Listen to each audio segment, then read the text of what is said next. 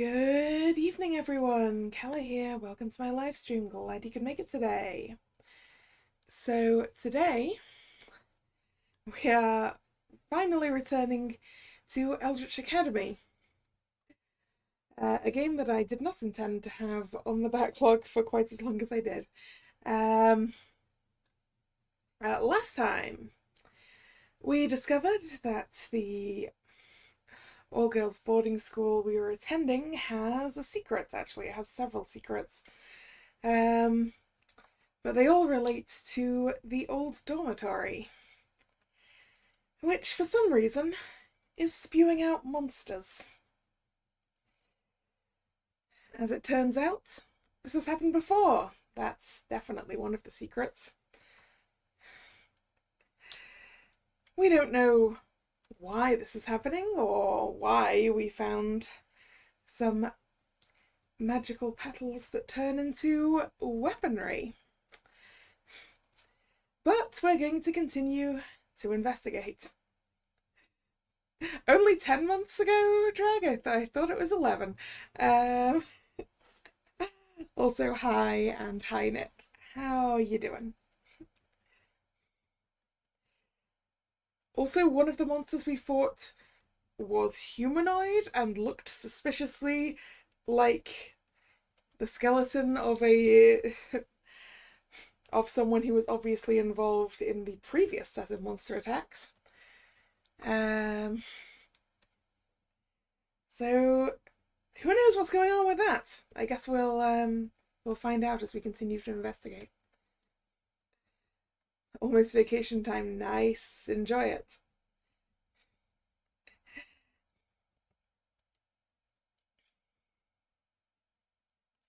I have done my vacationing for summer. And obtained the insect bites to show for it. Oh, very nice. Yes, enjoy it.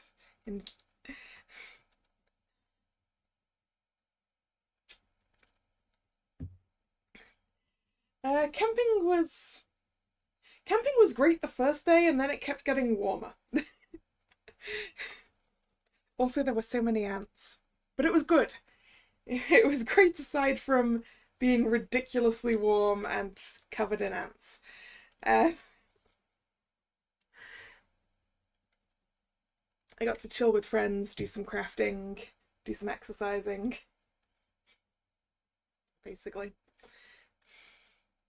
Anyway, shall we get into Act 2?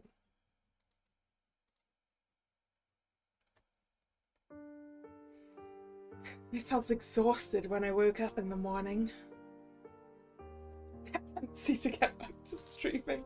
Oh no, you're going to pun at me this early?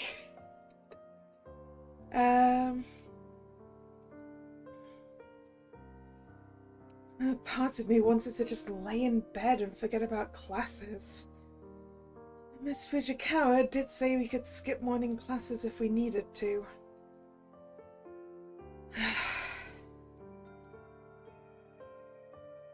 I forced myself out of my bed and sighed deeply. It was too early in the year to get lazy like that. I dragged myself over to my dresser and changed into my uniform, despite my lack of energy. My mind was just as slow as my body, but I could feel the memory of last night tugging at the back of my thoughts. I shook my head roughly, trying to make the thought go away. I'll think about that later. With that resolved, I finished preparing for class and headed out. I was barely able to focus during class and felt like it showed. No one called me out on it, but I could sense that my teachers were annoyed that I was barely keeping awake. So, when Miss Fujikawa called on me to stay after classes, I assumed that would be what she wanted to see me for. Now that class is over, I need to speak to you about something. What would that be? Instead of scolding me, Miss Fujikawa went to the teacher's desk and picked up a folder. Miss Fujikawa handed me the folder and nodded. I spoke to some of the faculty about the restricted building, but I couldn't get much information from them. Most of the staff are just as surprised about this monster threat as you are. Yeah, that's reassuring. What's this folder about, then?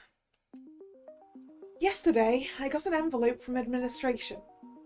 In that envelope, I found two things: newspaper clippings from 1998, and a warning from administration not to look into this any further. Well, we're going to ignore that one, right? That sounds ominous. But who is this administration? Isn't the principal in charge here? Miss Fujikawa crossed her arms and looked away. The principal runs the school, but administration is above her, I guess? You've probably noticed, but there aren't many boarding schools like this one in Japan. Administration is why our school is an exception. They usually only get involved when it comes to funding shortages or a crisis, like this monster attack. So there is definitely something wrong if administration is trying to keep people quiet about what's going on here. This sounds really shady. Before I came here, I only heard of Solana Academy as some prestigious boarding school. I didn't think it was being run by a group that covered up threats to society. So then, these newspaper clippings are only what administration wants us to see? I suspect that is the case, yes. I nodded slowly. The lethargy that had been affecting me earlier started to clear up when I realized the weight of my situation. If something happened to me, would administration cover it up? Would they even lie to my parents to keep their school running? I'll take a look at these when I get some time. It's better than having nothing. I hope it's helpful to you. I'm afraid I can't do much more to help. So, now it really is just the DKB against these monsters, huh? And now the monsters can turn into human forms. I muttered some words of thanks to Miss Fujikawa and walked out of the classroom in a daze. This was all getting to be a bit much for me. I tucked the folder into my school bag and resolved not to look at it until the club meeting. I wasn't in any state to look at it right now. When the sun began to set, I grabbed the folder that Miss Fujikawa had given me and headed straight over to the club room. I set up the newspaper clippings on a table and took a seat, waiting for the others to arrive. The others arrived a few minutes later, each of them curiously looking at the papers while they waited for me to explain. Miss Fujikawa gave me these earlier today. According to her, this is all she could find out about our situation. Cho walked over to the table and started reading the articles. Most of these are dated 1998. That must be when the restricted building was sealed off. I nodded at that observation and began to look over the clippings.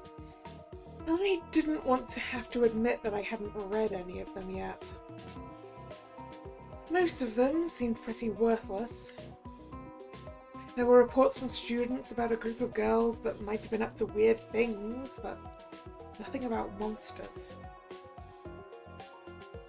This one is strange.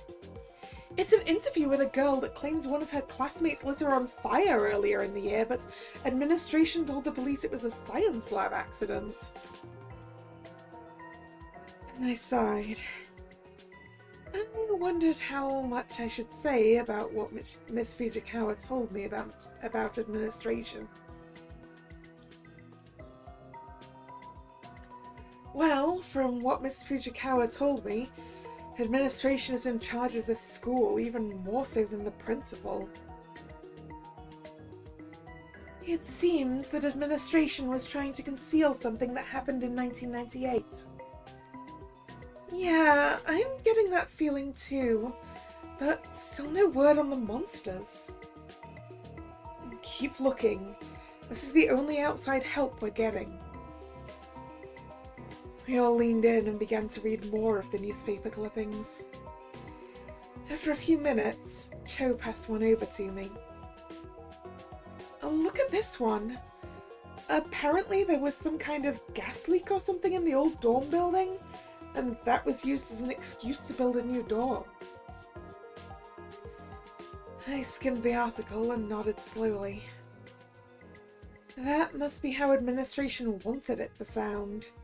But you don't seal off a building for a gas leak, do you? I think they teared the building down instead. Yeah, I'm surprised the cover that flimsy worked. Yeah, because like you'd either repair the building or... Sorry, repair the gas main or... Well, you'd repair the gas main anyway, right? And then if the gas main's repaired, why is the building sealed off?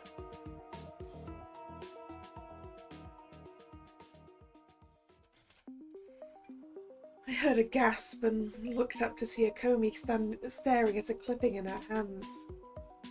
Everyone, take a look at these photos. I sighed and walked over to Akomi with the others and looked at the newspaper clipping. What are we looking for? The building built up too much gas where one wrong move could cause a massive explosion. Yeah, I still feel like you'd have to find a way to vent it, right? I mean, I guess you could seal off the building temporarily, like cut off the gas main. Well, not like cut it off, but you know. There'll be a valve somewhere that shuts it off to that building, surely. And then, like, eventually enough gas would vent, right? Very few buildings are completely airtight. And definitely not a school dorm.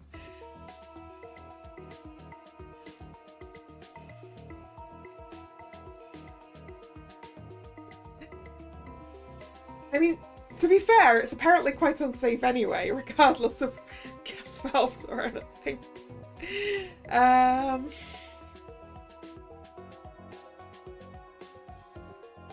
that girl right there, the one with the glasses, doesn't she look familiar? I looked at the photo that Akomi pointed out and felt my chest tighten. So her name is Chitose.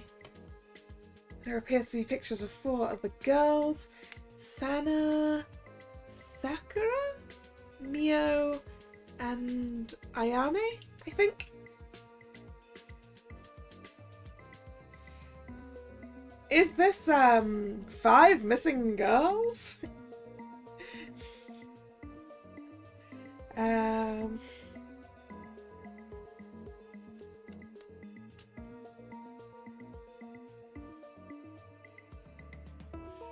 That's the girl we fought last night. You're right, but what's going on here? I don't get it. This newspaper is from what, 17 years ago? And she hasn't aged a day. That's because she's dead.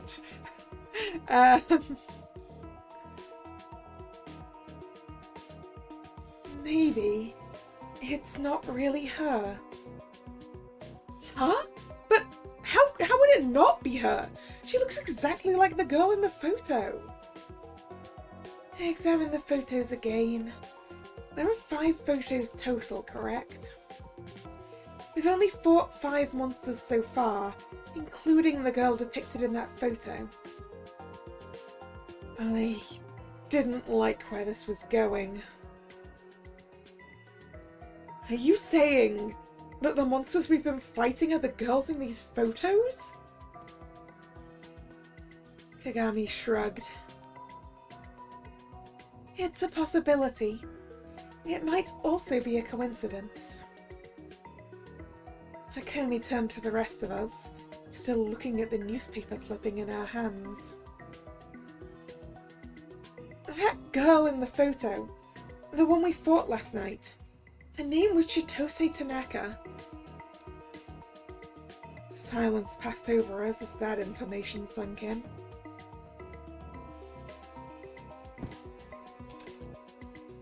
So, that definitely wasn't a real girl we fought yesterday. Tanaka is already dead. Yeah, this article says that the 5 girls pictured here went missing around the time of the gas leak and are assumed to have died inside the dorm building. Wow, no one even went to go check for their bodies?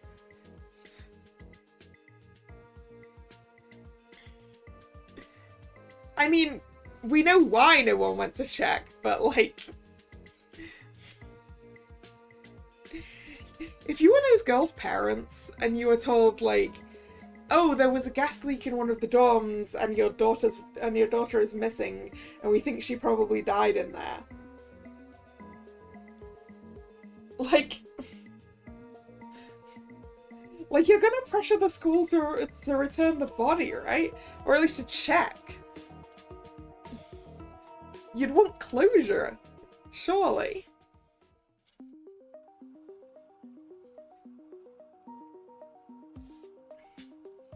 Like, even if it's not instant, because obviously they have to make it so that no one's gonna die from inhaling the gas, although you can get gas masks.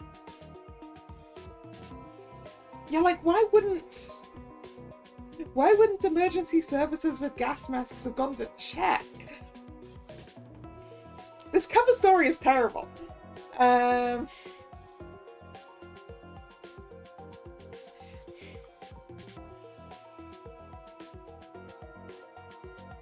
Well, we have an idea how Tanaka died, but what happened to the other 4? Maybe they were locked inside? Remember the day we found our petals? They were just laying in front of the entrance to the restricted building. I imagined being locked inside that old building, unable to escape. Did administration lock those girls away for killing Tanaka? Are these newspaper clippings a warning to us? I kept my thoughts to myself, and we went over the rest of the articles.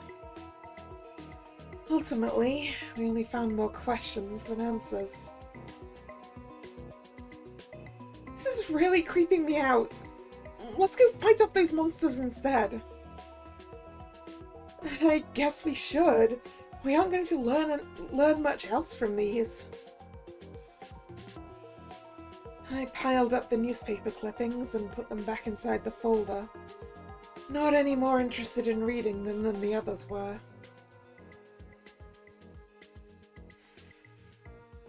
Let's just go see what's going on in the restricted building tonight. Cho, you're with me. Cho nodded and took a deep breath. Yeah, that's fine with me. Sorry. Yeah, that's good with me.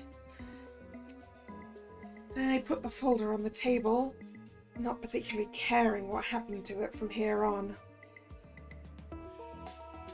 Don't let Akomi do anything stupid, Kagami. Akomi pouted as I passed her on the way out of the room. Why do you think I'm gonna do something bad? I ignored her and left the room. Come on, Cho, we don't have all night. Aside from the fight against the girl that looked like Tanaka last night, I felt like I was getting used to patrolling the restricted building. Still, remembering how quickly my conception of the monsters we fought had been shattered last night, I kept my sword at the ready.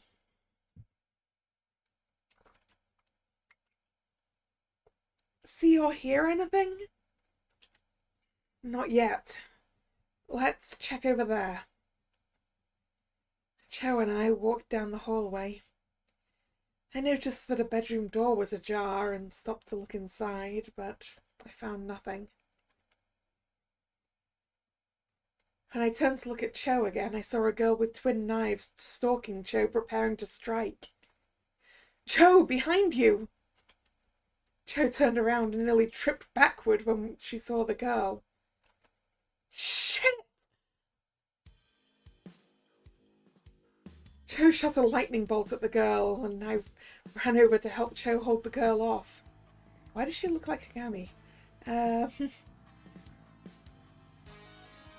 Once I was in range, I swung my sword at the girl and nearly connected, but the girl spun and ducked under my attack with grace. When she turned to face me after her dodge, the girl's shadowy face caused me to hesitate.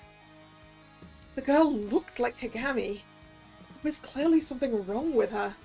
Her hair, her skin, her clothing were all cloaked in shadow, but her eyes were glowing. Kagami? The girl smirked and lunged at me. I barely parried in time, but now I was convinced this wasn't Kagami. I conjured an ice spike and flung it at the girl to try and make her back away, but she dodged out of the way and closed the gap between us in a fluid motion. Hey, watch where you fling those spikes, Yue! I didn't have time to respond to Cho, since the girl with Kagami's face was almost on top of me. The girl stabbed at me with both daggers repeatedly, and I had to create and hold a shield of ice between me and the girl to keep her from hitting me. Just when I was wondering how much longer I could hold the shield up, Cho hit the shadowy girl from the side with a jolt of electricity, throwing her off balance. She's too fast! Try freezing her in place! I was a little busy being attacked. I'll try to distract her. You focus on freezing her. Cho lunged at the girl, missing widely as the girl twirled out of the way elegantly, as if it were effortless to her. I took a deep breath and focused. Once I was sure I wasn't a target for the moment, I started trying to freeze the shadowy girl in place. Cho did a number of things to keep the shadowy girl from attacking me, and I didn't notice many of the details while I was concentrating. After a moment, I felt a surge of strength and directed it at the shadowy girl. Within seconds, the girl was encased in ice. I made sure to freeze the ice to the girl's skin so that shattering the block and ripping it apart would be lethal. Zap her now! She's got nowhere to run! Cho's sword disappeared as she reverted it to its petal state and returned it to her pocket. She held out both hands and electricity sizzled in each palm. After the attack was charged, Cho let the electricity surge from her hands into the ice block the shadowy girl was trapped in. I couldn't tell if the shadow was incapable of expressing pain, or if I'd frozen it too tightly in the ice for it to show. The shadowy girl seemed almost calm. After Cho finished with her attack, I scored a few scratches onto the ice block, and used them as the basis for a spell to rip the block apart.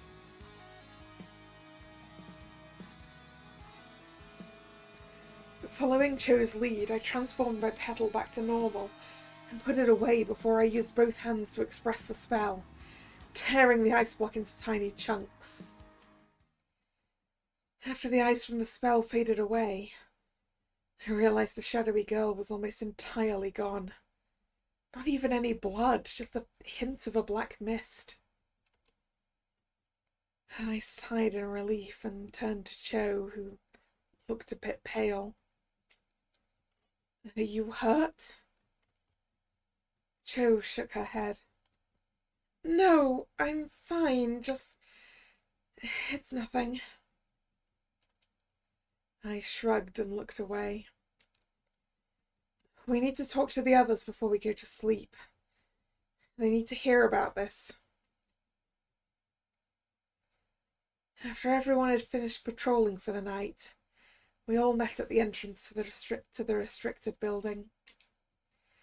We all shared what we had seen, with Cho describing the shadowy girl that looked like Kagami. But why would a monster look like Kagami? She wasn't one of the girls from that newspaper. Maybe the monsters can become like anyone they've seen. Maybe that's it. And I rubbed my head and tried to think of something. It might be something else. Noticing a potential connection, I decided to share my theory. All of the monsters we've met before tonight seem to be related to the previous owners of the petals in some way, right? It's starting to look that way.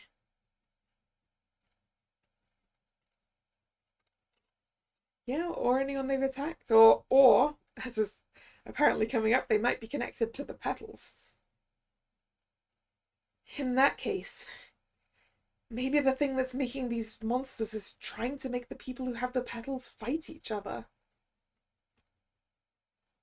I think I see what Miss Yue is getting at. You believe this is related to why Tanaka died, correct? That's what I'm thinking. Whatever made the monsters must have been making something that looked like the previous petal owners, and eventually tricked the other girls into killing Tanaka. That's horrible. All the more reason to find the source of these monsters and end it. I lowered my head. Too much has been going on lately. We'll work on that. But for now, let's go to sleep. I'm exhausted.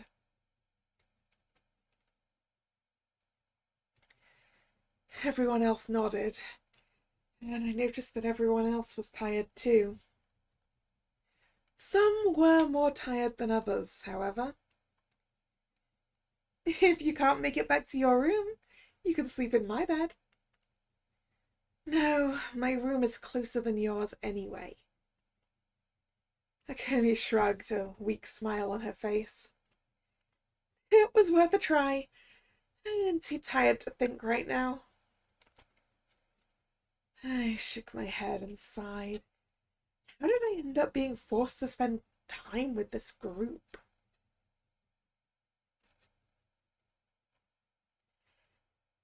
We should go to sleep as soon as possible. We have to investigate the rest of the restricted building and determine how to open that door in the basement. We'll want to be well rested. I nodded, feeling my eyes drooping. Yeah, I'm heading back right now. Night. We all headed back to the dorms for the night, trying not to think about what we learned that day. In the back of my mind, I realized that I'd attacked a girl that looked like Kagami without hesitation, and killed her. Even if it was a monster, how do I justify how quickly I began fighting to kill? I don't want to think about this anymore. It's time to sleep anyway.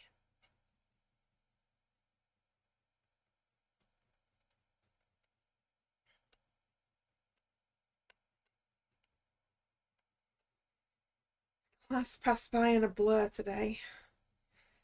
I couldn't quite focus on my lessons with everything that's been going on. I sure hope my grades don't suffer from this. Not even a month into my first year at high school and I'm already slipping. I sighed when I remembered that we needed to check out the restricted building today, and I reluctantly headed to the club room.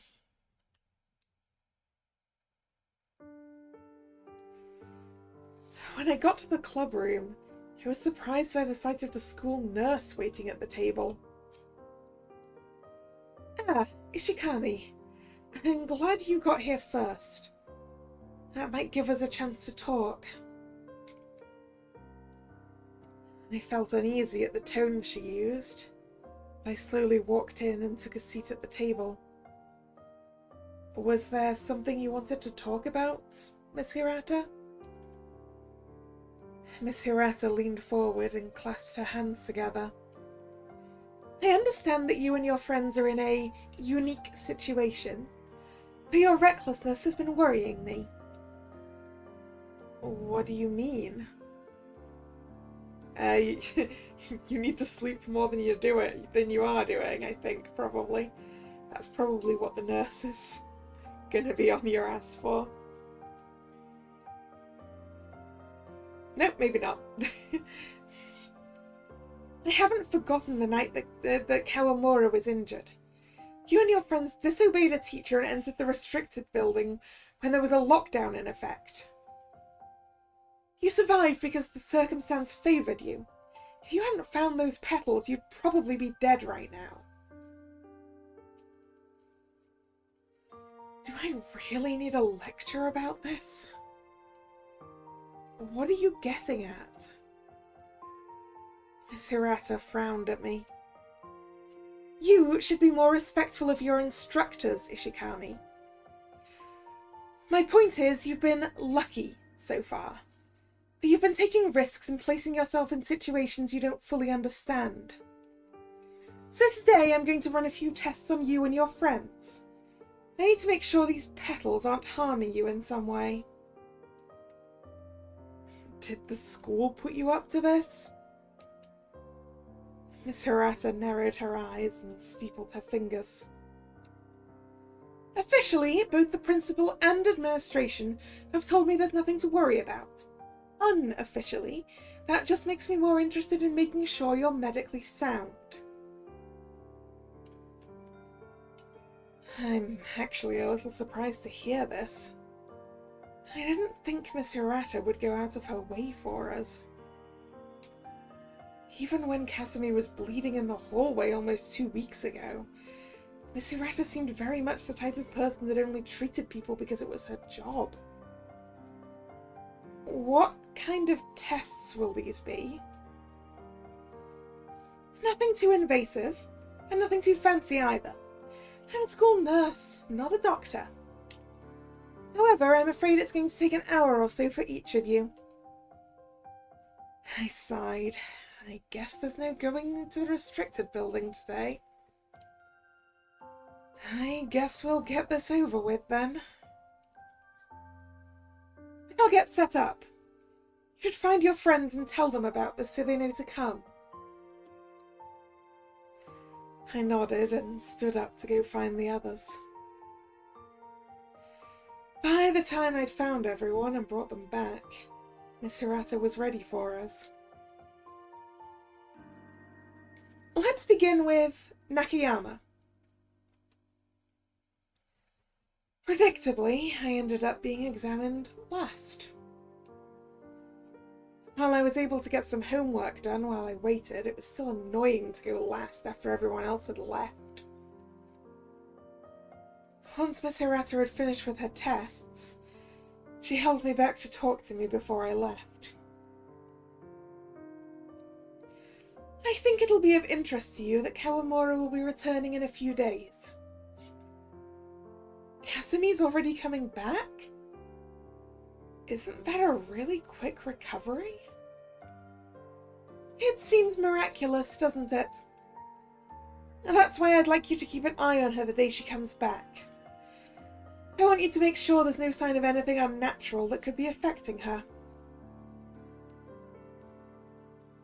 How?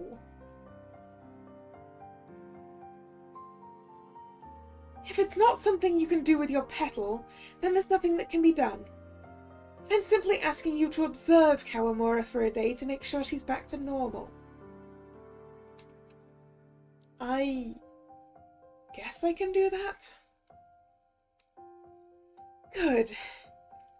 Let me know if you find something wrong. You know where to find me. That seemed to be the end of the conversation, so I picked up my things and left the clubroom.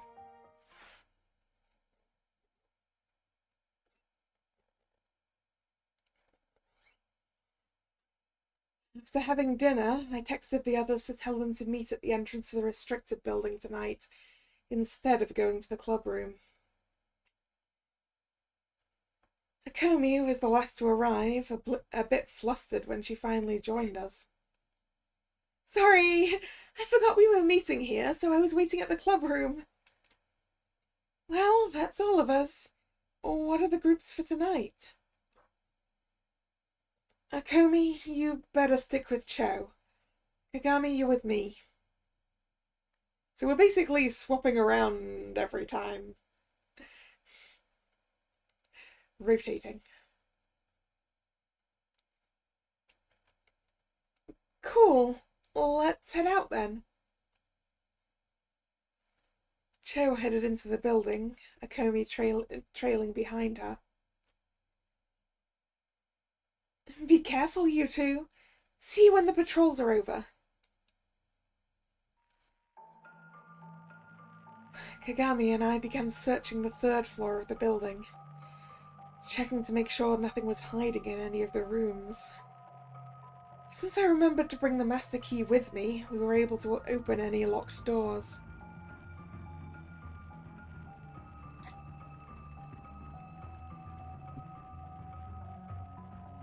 I'm getting the feeling we're going to be seeing more of those shadowy monsters soon. That does seem probable. We've already encountered 2 of them, so there are likely more. I can't believe that I actually missed the monsters we fought in the first week. We continued searching the hallway in silence. Kagami seemed too intent on patrolling to talk much. I stopped to check an open bedroom door, though there was nothing of interest inside. I sighed and turned back into the hallway. When I did so, I saw a figure at the end of the hallway with a fireball in its hand. Before I could react, it flung the fireball down the hallway in the direction Kagami was standing. Kagami, watch out! Kagami turned around and noticed the fireball travelling directly at her. She had ample time to step aside and let it pass her by. I turned to face the attacker and cautiously took a few steps towards it. After getting closer, I realised it was another one of the shadowy monsters with glowing eyes. This one looked almost exactly like Akomi. The shadow Akomi twirled its naginata and held it in front of her, summoning a wave of fire directed at me. I created a wall of ice to block the attack, but the fire made short work of my barrier and forced me to reposition. While I was trying to think of what to do, Kagami jogged past me and turned back to nod at me. Yeah, at least we can tell the difference between our friends and the monsters. But the death of that other girl kind of implies that maybe eventually you can't tell the difference.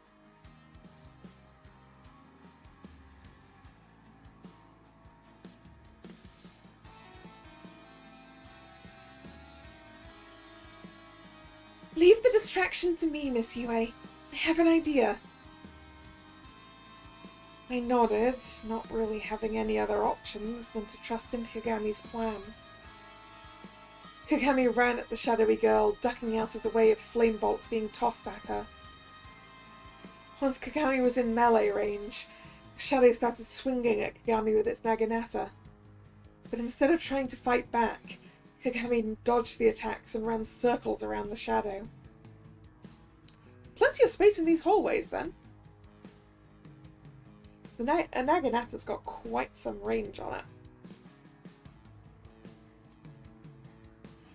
The shadow twirled its weapon around, and for a moment it seemed like it was going to catch Kagami in the back. It quickly iced over the shadow's hand, making it lose its grip on its weapon for a moment.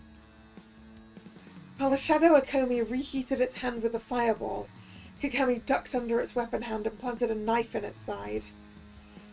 The shadow Akomi froze as if in pain, though it was facing away and I couldn't see its expression. With the shadow thoroughly distracted, I charged and ran it through. The shadow's grip on its Naginata failed just as its hand had thawed out, causing the weapon to fall to the floor. Both the shadow and its weapon began to dissipate. Kagami retrieved her knife from the floor after the monster was gone. That worked better than I had planned. I adjusted my glasses and tried to figure out what the plan even was. What was your plan?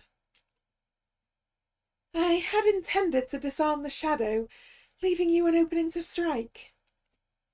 However, you crippled its ability to fight without fully disarming it.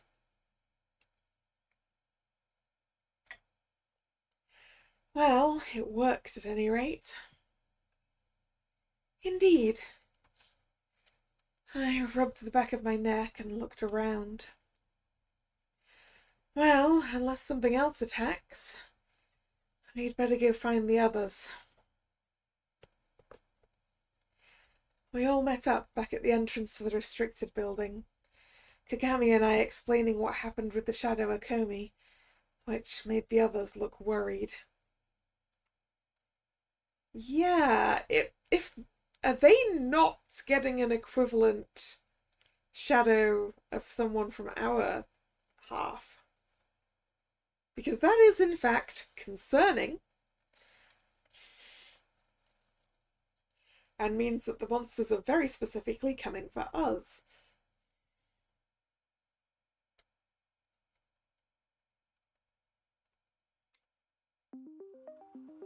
After hearing the description, Akomi tried to force a grin. Is that really how I look? I didn't think my eyes were so bright. They aren't. Trust me. So, you don't have the urge to write a poem about the sparkle in my eyes? Stop talking. Kagami crossed her arms and lowered her head in thought. Now that the monsters have taken to imitating Akomi and myself, will they also try to replicate Cho and Miss Yue? As much as I don't want to fight myself, I think that's the pattern that's come up. It's a little scary. If I hadn't been fighting my own shadow, I'd be worried that I was hurting one of you by accident. I was thinking about that too. Oh, so you do care about us. It's not that. I was thinking about Tanaka again. I still can't be sure if the other petal wielders knew they were killing their friend, or if they thought she was a monster. Kagami nodded, frowning. For now, we appear to have a number of ways to determine who is real and who is a monster. Yeah, like those eyes and that shadowy stuff around them. Let's hope that sticks around. At any rate, it's getting late. Let's all get some sleep. Alright, let me know if any of you have dreams about me tonight. I'm leaving now. I turned and walked away, not wanting to go against my word. The most obvious fact that they don't... Yeah, that's true, they haven't talked. So, it seems we're going to keep fighting monsters that look like us. I don't want to think about this right now. I need to rest.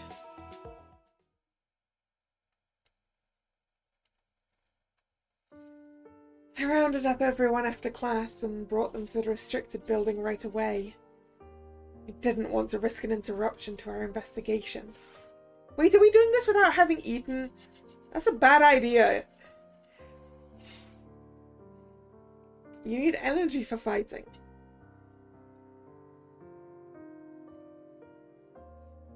After everyone was present, I started considering what the plan was for today.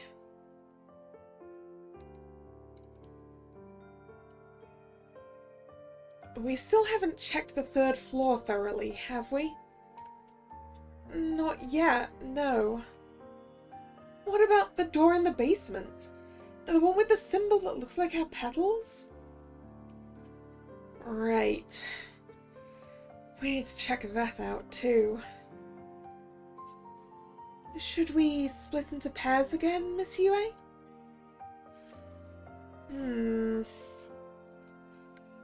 After considering that for a moment, I nodded. Yeah, might as well. The monsters have yet to attack during the day, so we should be safe in pairs. That leaves deciding who goes with who. Hakomi, you come with me. We're going to check the door in the basement. Cho, you take Kagami and search the 3rd floor. Handed Cho the master key and nodded. Make sure not to lose that key. Wasn't planning to. Be careful, Miss Yue. We all headed into the restricted building and split into our teams to investigate.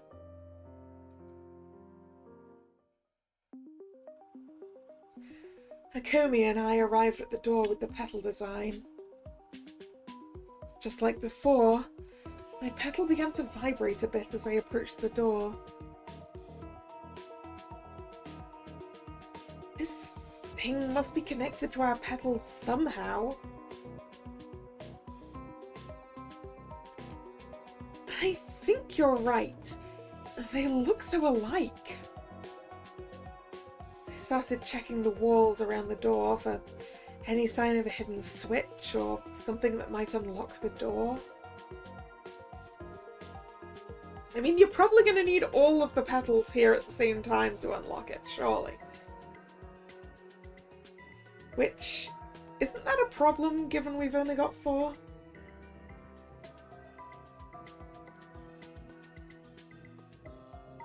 Unfortunately, nothing came up.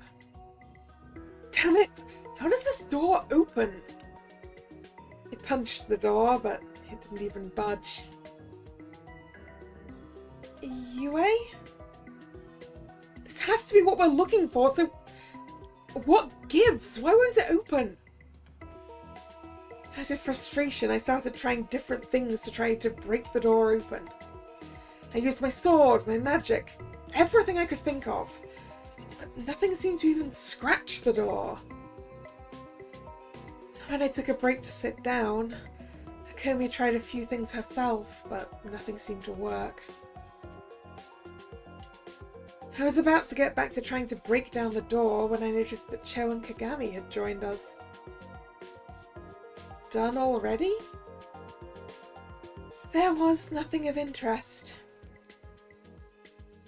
That right, Cho? Cho nodded, sighing. Yeah, nothing. Did you discover anything regarding this door? We found out it's pretty much indestructible. Hakomi sighed and walked over to us, nodding. There doesn't seem to be any hidden switches, but we also can't seem to force it open. Cho reached into her pocket and pulled out her petal. My petal just started vibrating. I felt my petal start to vibrate faster than it had been before, and I held it up to look at it. Everyone else held their petals up and looked around at each other. It's getting more intense. Perhaps we needed to bring all the petals here? I turned to the door and saw that the symbol was starting to shine. Look! Everyone turned to look as the door itself began to shine. After a moment, the door faded away, leaving a gap in the wall where it had been. I grumbled under my breath. We wasted time trying to beat it open when all we had to do was bring the petals near it. Cho walked toward the gap in the wall and looked inside. There's stairs leading down somewhere. Ooh, basement 2, huh? I crossed my arms and considered this. Now that the door was open, we could find out what's so important downstairs. I'm guessing it's related to the monsters, since we haven't found anything else explaining them. But it was getting late, and if we were down there at night, it'd be more dangerous. We don't know how powerful the monsters got when near their source. Let's head back for today. And leave the door open? That seems like a bad idea, right? What?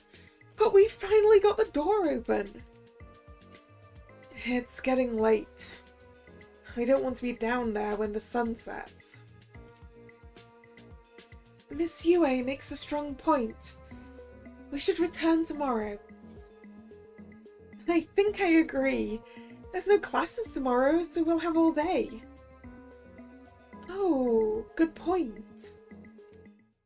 Cho looked into the darkness beyond the gap once more before walking back over to us. Well, we're a step closer to finding out what's creating these monsters. How about let's get something to eat together before we have to go monster hunting tonight? Yes, that's a great idea. Of course you'd think that was a good idea. I am not opposed to that idea. I sighed. Sometimes I felt less like the group leader and more like someone being dragged along for the ride.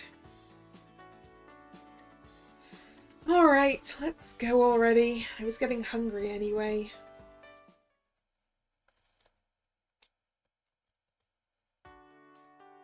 There was still some time before we had to patrol the restricted building, so I decided to see if the others were doing anything at the club room.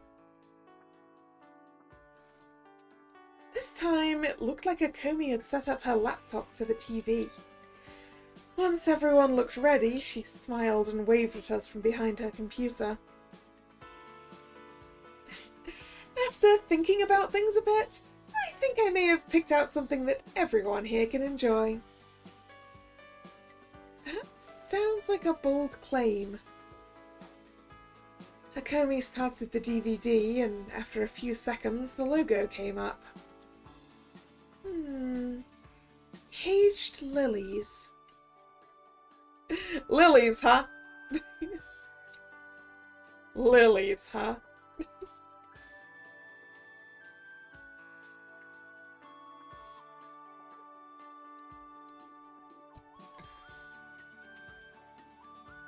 I was fully prepared to be disappointed.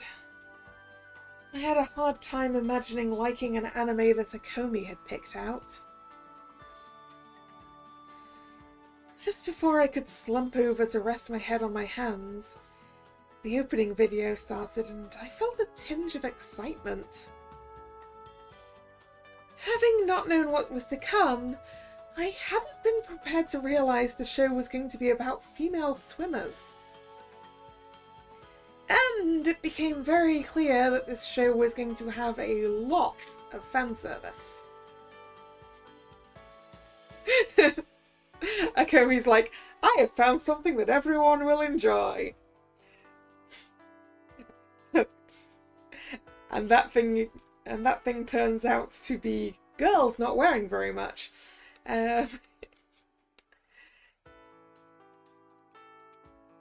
Did I pick a good one, Yue? I realised that Akomi was staring at me, as if watching for my reaction. I covered part of my face with my hands, hoping I wasn't blushing. Shut up! Kagami glanced over at me, her eyebrows raised. Are you uncomfortable, Miss Yue? There's no need to be ashamed if you enjoy this kind of media. Easier to say than to feel. I realised that Cho was blushing hard, playing with her hair as she watched the screen. Shh, it's starting! We watched a few episodes, and I'm pretty sure all of us were fairly invested in the show by the time Akomi paused it for a break. With a smug smirk on her face, Akomi turned to us and leaned in. So, what do you think so far? I'll need to look into this series, I think. I guess it's not terrible. I didn't like the way Akomi was smirking at me, so I pretended to be fixing my glasses. Should we try to get one more episode in before we need to get to work?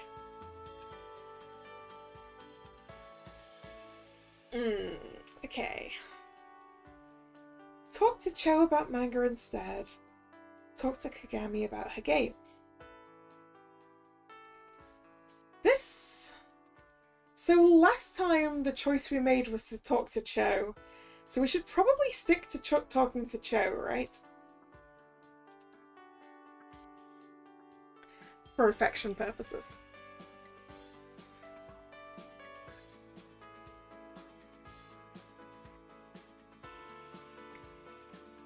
So yeah, talk to Cho about manga instead. Not for me. I'd like to talk to Cho about something. Your loss.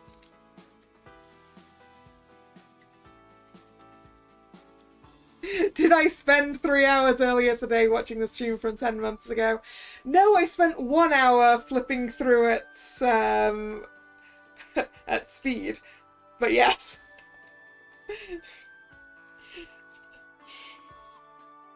I didn't watch the whole thing, just parts of it.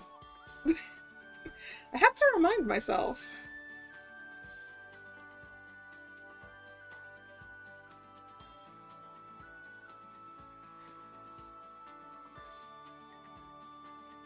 Cho and I went to the other side of the room to let Akomi and Kagami continue. Cho dug through her pile of manga in the club room to pull out a copy of Charlatan and the Elf. I see you've been keeping up with manga despite everything going on. Yeah, I've been looking into those stories you mentioned before. So far, I've been liking this one, Charlatan and the Elf. Good to know you weren't entirely lost to bad magical girl manga. Jo smirked and shook her head. Man, you must have some bad memories to hate Harikatan that much. Anyway, I've got to the part of Charlatan and the Elf where Effie has to decide whether or not to turn Savia into Arbiter Danito. It's getting pretty tense. That is a pretty interesting section. By that point, Effie knows that Savia is a selfish criminal and that the Arbiter has the moral high ground. But Effie still feels indebted to Savia for taking her in. Yeah, it really sucks to be Effie right now. To be honest, I'm not sure if I'd be able to make a decision like that. I adjusted my glasses, trying to think of how to respond. It felt strange to actually be able to talk about a story I liked with someone else. That's because you're used to Harakatan, where the hardest decision is how much lace the next dress should have. Effie has to make the tough decisions where every choice could be life-changing. Yeah, that's a lot to expect from someone Effie's age. She's like, what, 10? Technically, elves age faster than humans in this setting, so she's effectively a 20-year-old in human maturity. Right. I remember reading something like that. Cho opened up the book and flipped to a page before turning it back to me. I just remembered something. Is it just me? Or does it seem like Effie might have feelings for Savia? I leaned over to look at the page Cho had turned to. After reading a few panels, I remembered the scene and sat back. I almost forgot about that scene. That wasn't in the original novel. I think the person who made the manga adaptation wanted to imply a relationship between Effie and Savia, so it's possible that's why scenes like this one are in the story. Oh, really? I wasn't aware there were new scenes in the manga.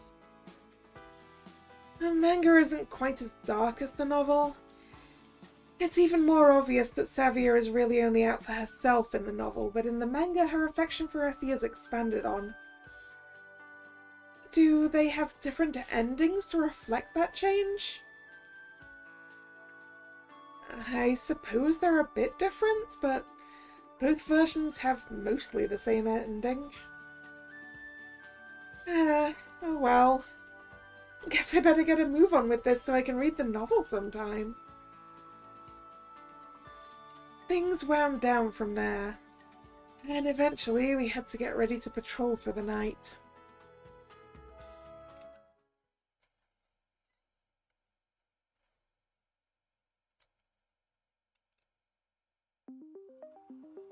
After we finished what we were doing, I made sure everyone met up at the restricted building. Despite all of the reasons not to, I was going to patrol with Akomi tonight.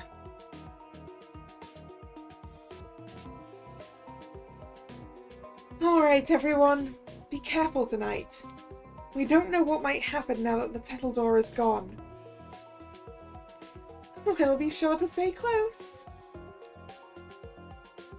Akomi managed to make it sound dirty, so I decided to ignore her. I waved to Cho and Kagami to signal that we were heading in. So I'm guessing we'll be fighting a Shadow Cho, right?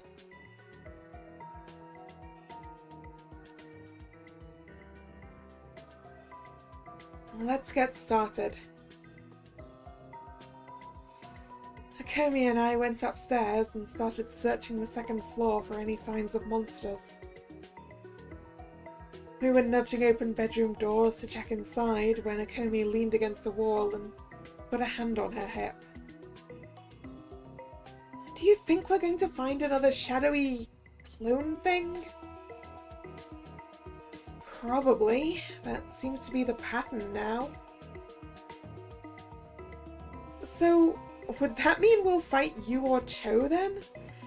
You two are the only ones we haven't seen a shadow clone for. Seems like that'd fit how things have been developing, yes? Akomi nodded, apparently satisfied with the conversation ending there, and went to continue opening doors.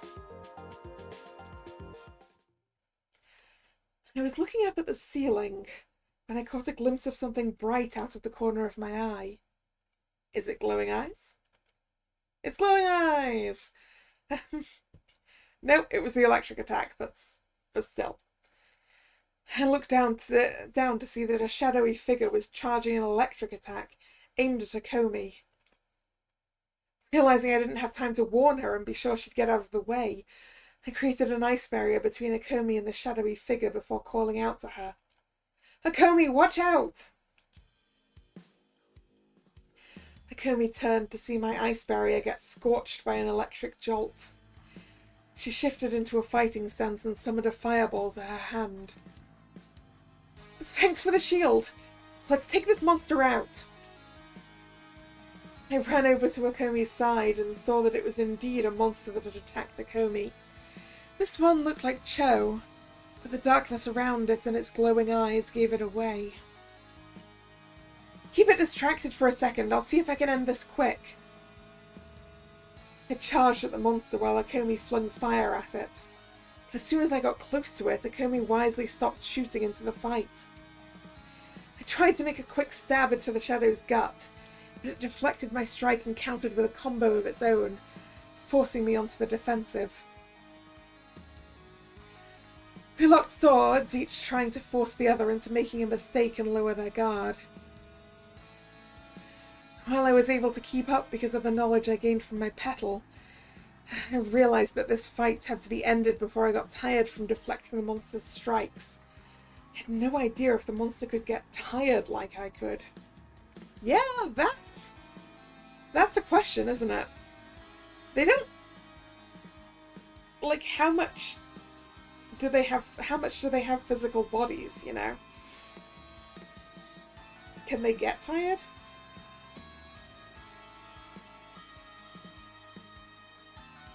Akomi! Blast it when I give the word!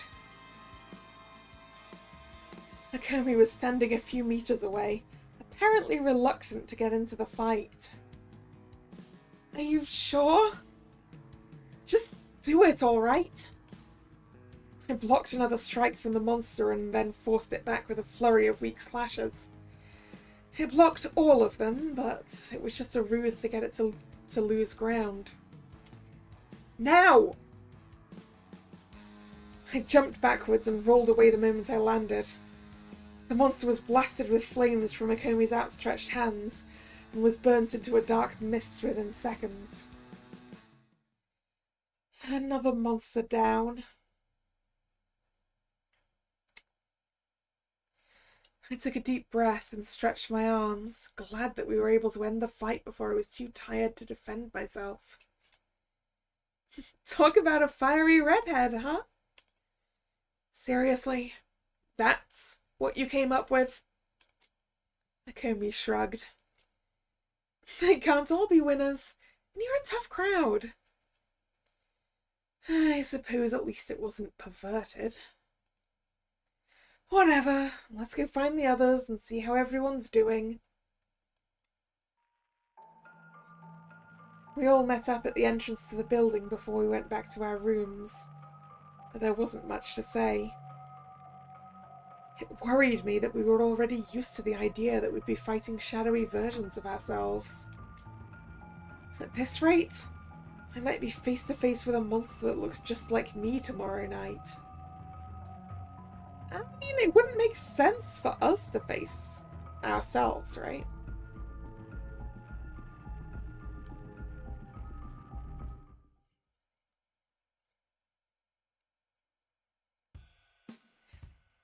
I headed over to the dining hall for breakfast as soon as I was awake and dressed. I was planning to just grab something and head over to the DKB club room, but that plan was short-lived. A number of girls were standing around a table, and out of curiosity I peeked around them to see a familiar face. Hey, Yue!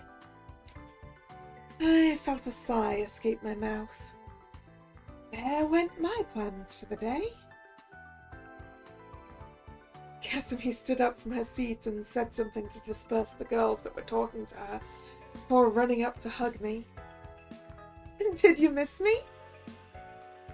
Not particularly. Kasumi chuckled, as if it were a joke. She stepped away from me and pulled up her sleeve. Look at this! My wound disappeared completely, so the doctors let me come back to school early. I remember now. Miss Hirata did mention that Kasumi would be coming back soon. Not even a scar? Nope. Cool, right? Cool? maybe. That certainly wasn't natural. Are you sure you haven't been feeling weird at all? Pretty sure. Why?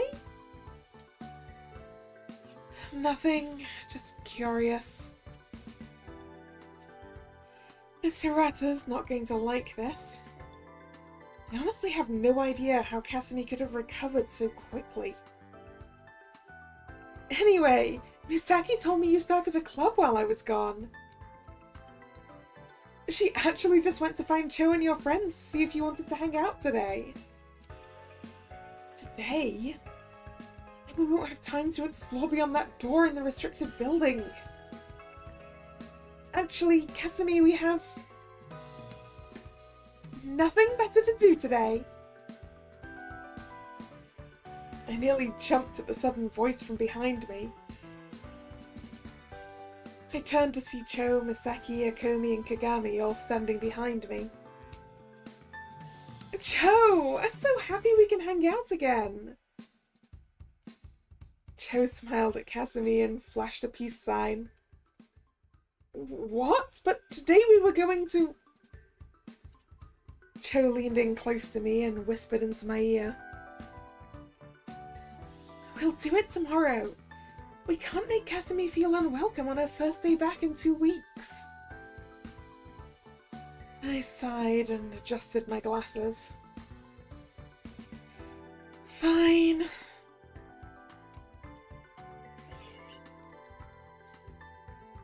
We all headed to the DKB club room after grabbing breakfast. I sat off to the side of the room while everyone else filled Kasumi in on what had been happening the past few weeks.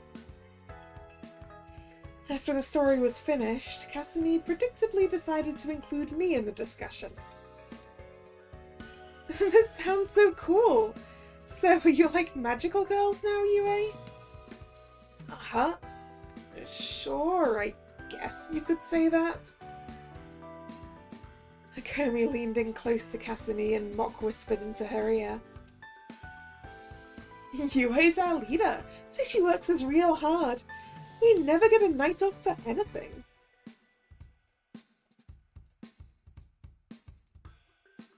Misaki seemed to misunderstand Akomi's poor attempts to joke, since she nodded with a thoughtful expression. I'll bet that's why we've been safe these past few weeks. You four must be working hard.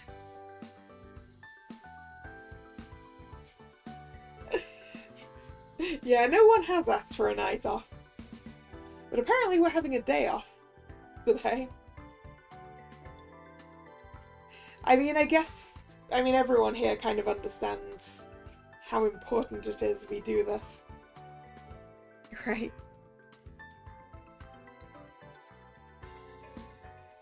It's too bad about the curfew. I'd like to see you girls in action. We could always do a demonstration. We don't want to waste our energy, Akomi. We don't know how it all works. Miss Yue is correct. We may only have so much energy in our petals.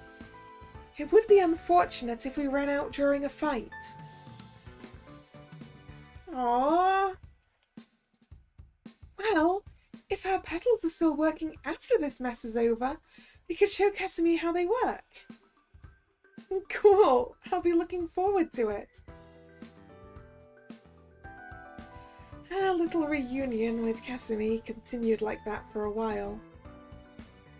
We spent most of the day in the club room, but eventually the others started to disperse to go get dinner before we had to patrol the restricted building. Eventually, only Kasumi and I were left. I was about to suggest leaving for the dining hall when she looked at me with a frown on her face. Yue? I need to tell you something. I didn't want to say it in front of the others. I didn't like how she was prefacing this, that it must be important. What is it? Well, remember the night I got hurt by that monster? Yeah, what about it? Casimir looked away, uncertainty written on her face. I didn't have time to explain how I found the monster, so I just told you where it was. Do you have a petal girl? Because surely there's a fifth somewhere, right? Nope, okay. But the truth is, I think I was the one who freed it. What do you mean? Casimir took a deep breath and looked up at me again. After I was done talking with Misaki that night, I started going back to my room. On the way, I thought I heard someone crying. It sounded like it was from inside the class building, so I headed over. I couldn't find anyone, but when I turned to go back, I heard someone call out to me from the hallway leading to the restricted building. The seals were still up, keeping the door shut, but there was a girl on the other side that told me she was locked in there by a bully. I asked who she was, and she called herself Chitose Tanaka. Tanaka? But she died years ago. Could it have been this shadowy monster that looked like Tanaka? Oh, what did you do? Were you the one who tore off the seals? Yeah? I thought whoever locked Tanaka in had put them back, so I assumed I'd be able to put everything back in place. Damn it, Casimir, you left that monster out! What did you see when you opened the door? Did you see Tanaka? No. When I opened the door, I saw something shiny on the floor. But when I walked toward it, the monster came out and clawed my arm. I felt drained, as if I was falling asleep. I barely made it back to the dorm building. If Miss Hirata hadn't found me so quickly, I might have died alone. I crossed my arms and scowled. You know why I didn't want to tell the others this, right? Yeah. I told Misaki, of course, but I'm not sure your friends would forgive me. What an airhead. Out of everyone in the DKB, I'd count myself as the least likely to forgive her. I'll just tell them that Tanaka tricked you into unsealing the building. We already found some evidence to suggest that one of the monsters is pretending to be Tanaka.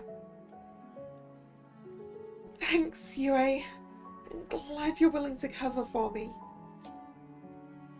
What a pain.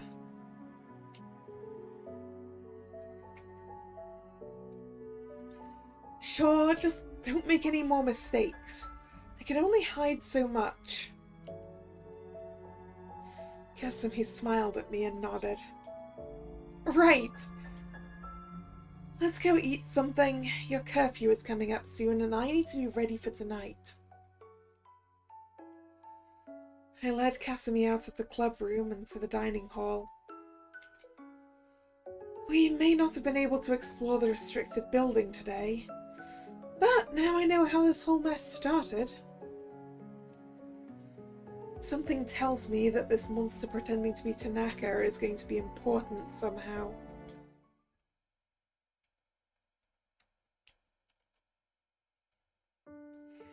After dinner, I had the DKB meet up at the restricted building.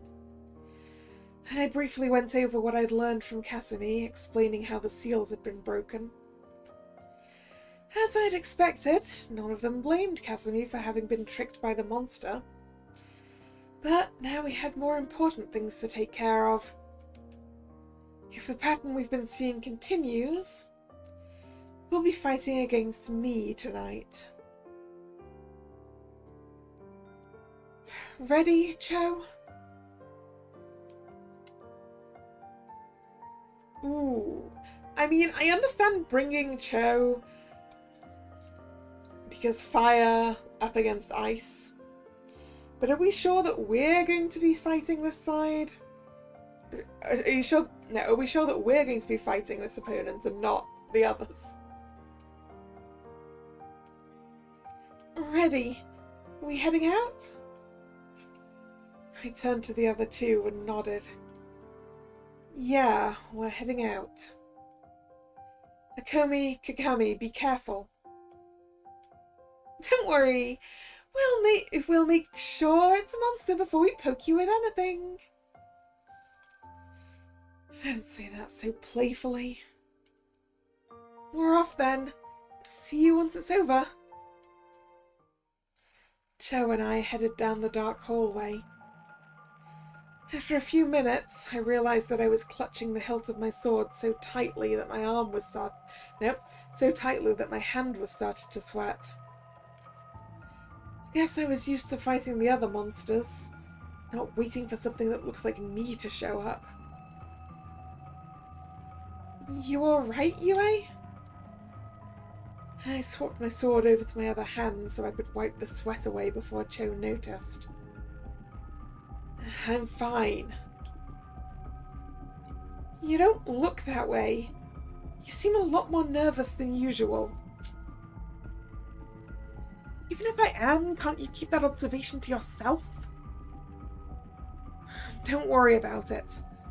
Let's find this monster and deal with it so we can get to sleep. Cho gave me a concerned look, but she didn't say anything more.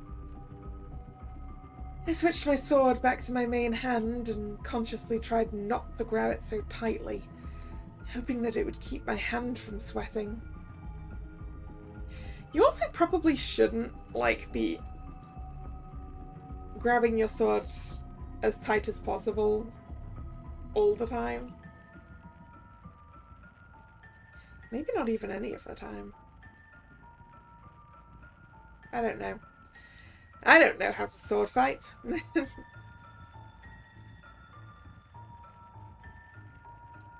But I know that when you're doing archery, you're not supposed to grip onto the bow really tight.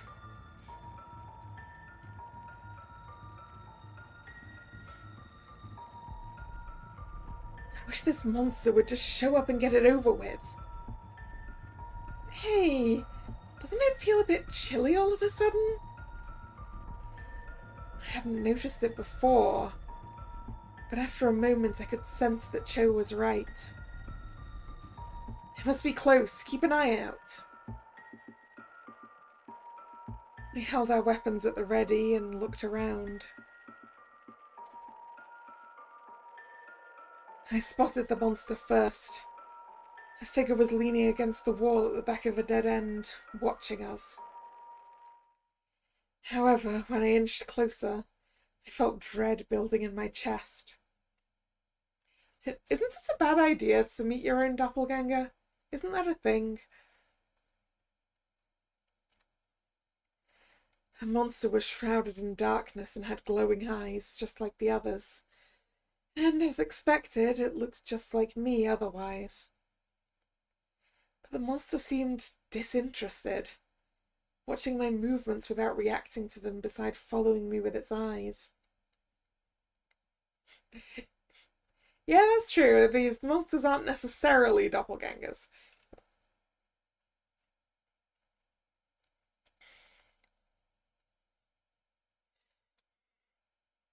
But I mean, it is a monster that looks like us, which feels like it makes it a doppelganger. I'm not sure.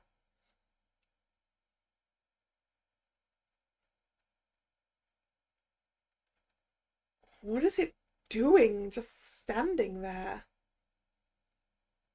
Maybe it's a trap? I don't know, but it's giving me the creeps. I stepped closer to the monster, cautiously. Once I was within striking range, I lunged forward with my sword, hoping to end the fight before it began. However, the monster's sword materialized out of thin air and parried mine easily. The look in the monster's eyes resembled boredom. That's the best you can do. Ooh, they talk. They talk. I stepped back in surprise. I almost didn't understand who'd spoken until I realized I was hearing my own voice from the outside. Okay, so actually we need to do the same voice. My voice.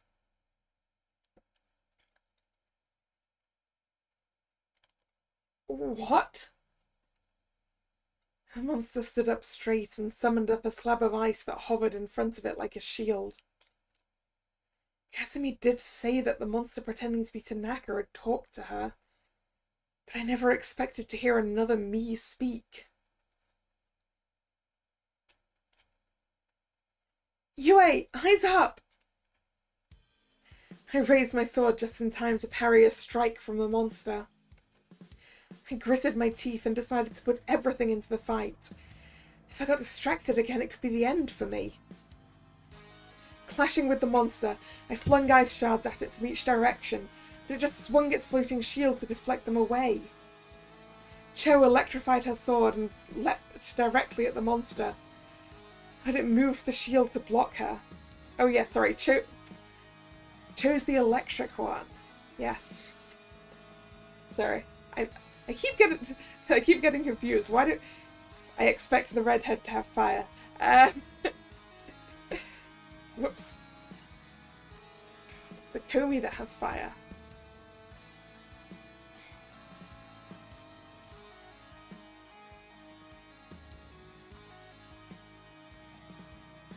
However, Cho's electrified sword melted through the shield and it broke into shards, landing on the floor. Even though she was turned away from me, I thought I saw a grin on Cho's face. Hurry, before it makes another one! Right. I created an ice block for a stepping stone and jumped from it, swinging my sword down at the monster from above. The monster raised its sword to block the strike, but Cho took the opening and stabbed the monster through its chest. By the time I had landed on the other side of the monster, it was already starting to fade. Once it was gone, Cho pumped her fist and grinned at me. Nice! Sorry about not telling you the plan, but I didn't want to risk that thing knowing. Might have been the right choice. It was able to talk after all. It probably can listen as well. I transformed my sword into the petal and put it away, wiping my hands so that Cho wouldn't see how sweaty they'd been. I've had enough for tonight. Let's regroup and wait for the others. Right behind you. It wasn't long before we were all back at the entrance, planning our next move. We don't want this to continue, so we need to cut this off at the source. We only have one place left to search, so tomorrow we're going to search beyond that hidden door. No excuses tomorrow, alright? Everyone nodded. I made sure to glare at Cho while I said the last bit.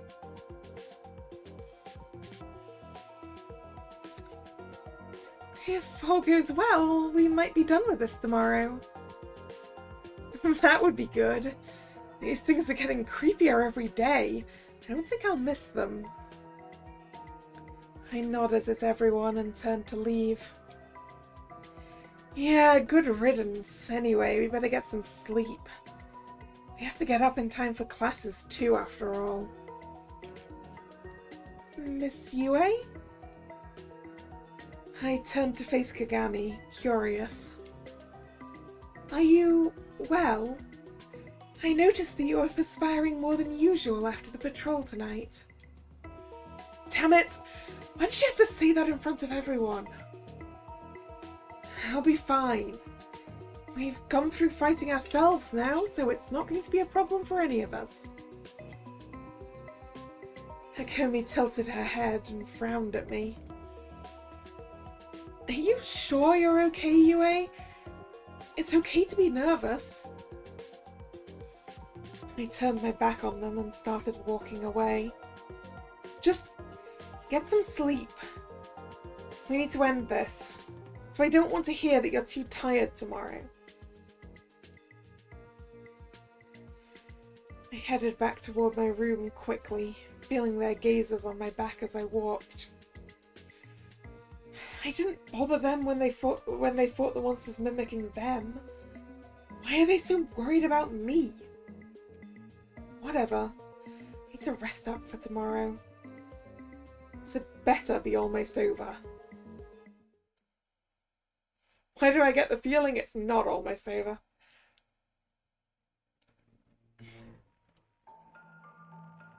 I headed to the DKB club room the moment class let out, only stopping to change clothes. Today, I wouldn't let the others get distracted. We were going to explore beyond that hidden door. Kagami was the first to arrive, nodding at me as she walked in. Greetings, Miss Yue. Komi will be here momentarily. Good. Hopefully Cho isn't too far behind her. Kagami frowned and rubbed her chin. You are in the same class, correct? Why did you not just bring her with you? I opened my mouth to respond, but I couldn't think of a decent excuse. I simply sighed. Didn't think of it. Kagami continued to frown at me, or at least that's what it felt like.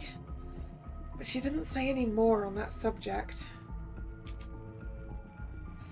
A few minutes later, Akomi and Cho joined us.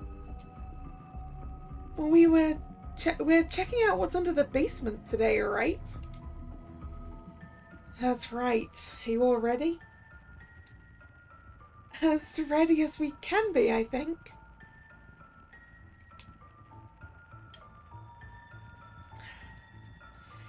Then let's get going.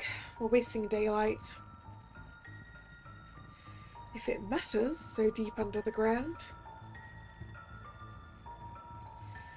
Before anyone could change their minds, I led them to the door we'd opened 2 days before. Weapons at the ready. We don't know what's down there. Got it. I turned and made sure that everyone looked ready, then took a deep breath. Follow my lead. I began making my way down the stairs beyond where the strange door had once stood. The deeper I went, the thicker the darkness felt around me. I used my petal's magic to create a bit of light to see by, but it seemed to get dimmer with every step downwards. The blackness outside my field of vision became oppressive, and I checked behind me to make sure everyone was still together. After confirming everyone was still there, I walked down the last few steps and through a stone doorframe. That's a flower. Beyond was a cellar with bare stone walls and floors. The room seemed to have been chiselled from the stone, as the contours of the walls and ceiling were rough. In the centre of the room, giving an eerie purple glow, was a stone flower. Or at least it looked like a flower. It seemed to be carved from stone like a statue at the base, but it became more organic the further one looked from the stone, until it ended in a 4-petal bloom. Looking more closely, I noticed there was a shriveled 5th petal, barely visible. What is this? Nightshade. The word came to my mind as soon as I asked the question aloud, as if I had been the one to think of it. I just heard a voice in my head. Did anyone else hear something say nightshade? I heard it too. Same here. I as well. I felt my heart beat faster, despite my attempts to stay calm. What sort of thing is this? There's nothing else down here. This must be what's making the monsters. I looked at everyone and pointed at the nightshade, as it called itself, with my sword. Whatever this nightshade is, we have to get rid of it. I have no argument with that conclusion. Let's get it over with then. I nodded at Cho and turned to face the nightshade. I wasn't sure where to strike to destroy it. Then I decided I'd figure it out if I started slashing. Let's end this. I ran at the nightshade and swung my sword at the organic and vulnerable-looking bloom. My sword hit metal, stopping short of the plant. Huh? Yue, duck! I lowered my head as I turned, but not enough to prevent a chain from smacking me in the face. I took a few steps back in surprise, rubbing my face. My vision was blurry when I opened my eyes again. Probably because my glasses were in pieces on the floor in front of me. Get back over here, Yue! I raised my head to see 5 shades approaching me, blocking me off from the nightshade. The lead was Tanaka's shade with her Kusarigama, and the others looked just like me and the rest of the DKB. Shit! I backed away, holding up my sword. Don't hold back, everyone! We're ending this today! Cho ran to my side and nodded at me. I've got your back! Komi levelled her naginata and shook her head at Cho, frowning. That's my line. Kagami joined the line and took a breath. Keep focused. We've never fought this many at once. The shades approached us, but we were ready. Let's finish this. I charged at the shade that looked like me and lunged for its heart, not wanting to waste any time. Why on an occasion like this would you fight yourself? Why would you fight yourself? Why are we not trying to rock, paper, scissors this?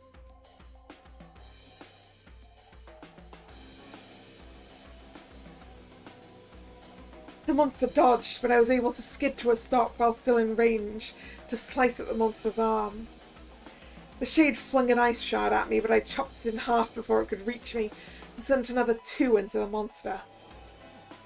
Our swords clashed as we each tried to find an advantage against the other, but the monster couldn't seem to keep up with my attacks.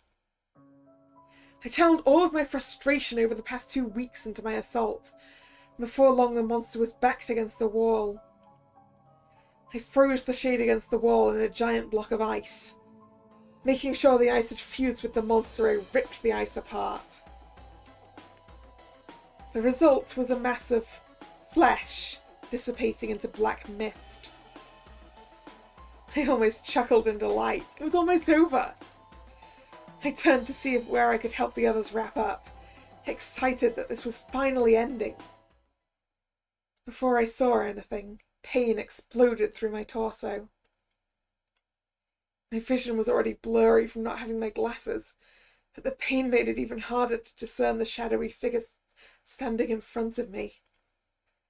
It was only the recognition of the Kusarigama blade in my belly that made me understand who had snuck up on me.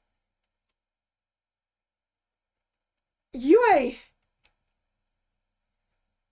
The shade pulled the blade out, allowing me to stagger back a bit before it grabbed me by the collar and flung me to the floor. Shit! Yue! Hang on!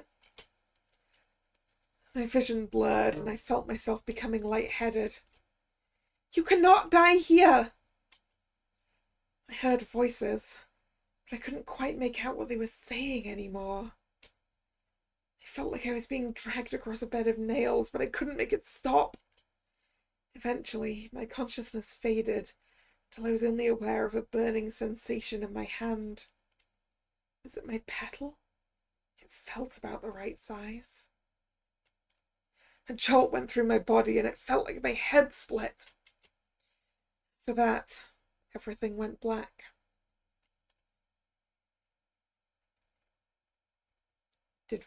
I guess we didn't die.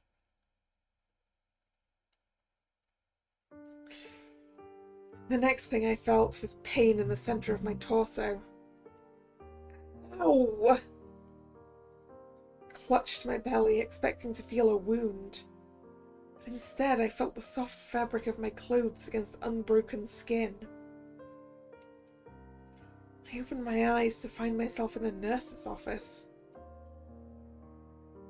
I heard movement and turned to see Miss Hirata walking over to me. Finally awake, hmm? Miss Hirata pulled out a cell phone and typed something before looking at me again. Didn't I tell you not to be reckless, Ishikami? I sat there, too stunned at my situation to answer. Miss Hirata sighed. I'm guessing you want to know what happened after you passed out. Yeah? What's the damage in terms of days? That is the important question. Since it's daytime, we've lost at least half a day, right? Miss Hirata pulled up a chair and sat down next to my bed. After you were wounded, your friends retreated, carrying you with them. They were worried you'd die without medical care, so they brought you to me. That was yesterday afternoon. You've been asleep for over 16 hours. Oh. Most of a day. I looked out the window and saw that Miss Hirata was right. It's almost noon right now. Since we'd gone to deal with the nightshade after classes, it's been at least a day. But I touched my belly again, feeling the place where I'd been stabbed. It hurts, but there's no wound.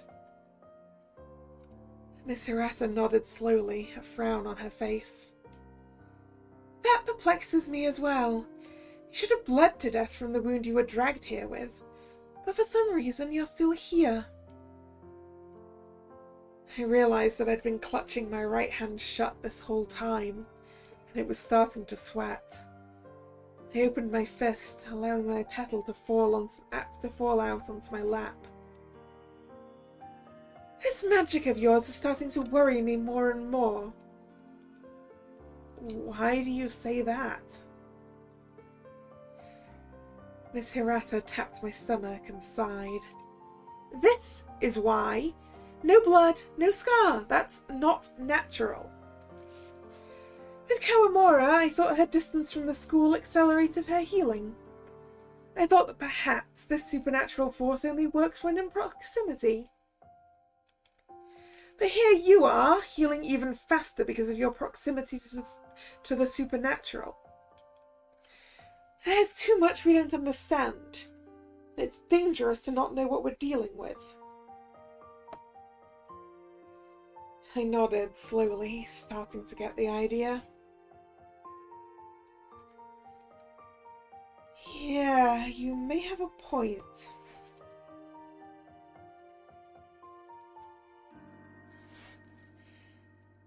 Miss Hirata stood up and walked over to her desk. At any rate, Miss Fujikawa is going to have a word with you once class is let out. Try to get some rest until then. I nodded slightly and closed my eyes, hoping that the pain in my stomach would go away soon. A while later, a knock came at the door and Miss Hirata stood to open it. Come in. Miss Fujikawa walked in and took a seat next to my bed, frowning at me.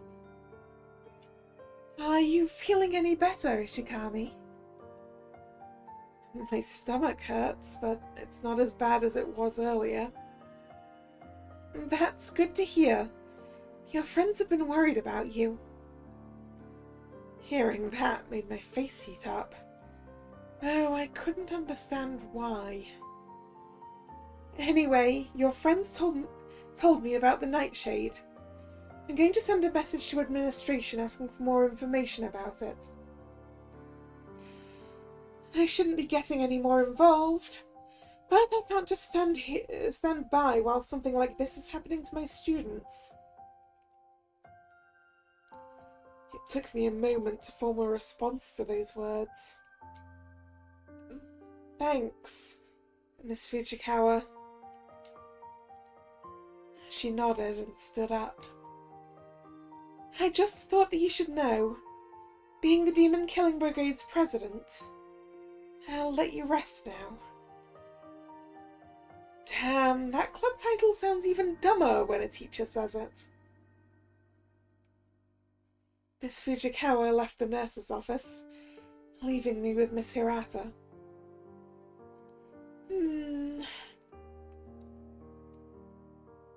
Something wrong? There's a lot wrong, but nothing I can do anything about. Miss Hirata turned to look at me. Since there isn't anything I can do for you, I'll let you be on your way tomorrow morning. But for today, I want you to rest here. Fine by me. I laid back on my bed, idly rubbing my petal. Miss Hirata was right. I got too reckless yesterday. I just charged in alone, expecting everything to work out. If it weren't for my friends, I might have been dead by now. That's right. I consider them my friends now, don't I? I guess that's what spending 2 weeks straight with them does to me. Well, I may not have planned it, but it is nice to have friends. A knock came at the door and Miss Hirata went to see who it was. When Miss Hirata came back, she was accompanied by Cho. You have a guest, Ishikami? Cho rubbed the back of her neck, unable to look me in the eye. You doing okay, Yue? My stomach is feeling better than when I woke up, if that counts. That's good. Cho took a seat in the chair next to my bed. Sorry about yesterday. I should have warned you or something. I sighed and shook my head. It's not entirely your fault. None of us were paying enough attention. That wasn't a fight that could be won by a single person, yet we didn't work as a team. Still. Cho, stop it. I sighed again. It was almost easier to deal with Cho when I considered her an annoyance rather than a friend. Sorry. Let's talk more about this tomorrow, alright? We need to come up with a plan, but we should include the others too. Right. I suppose I'll let you rest for now then. Cho nodded and stood up. See you tomorrow, Cho. Yeah, see you. Get better. Cho took a deep breath and turned to leave. I hoped that Cho didn't blame herself too much for what happened as I watched her walk out of the room. I laid down and closed my eyes, trying to remember where my spare glasses were before I went to sleep. Act 3. Let's make a save for the beginning of Act 3. And then I'm going to go get more water. I will be right back.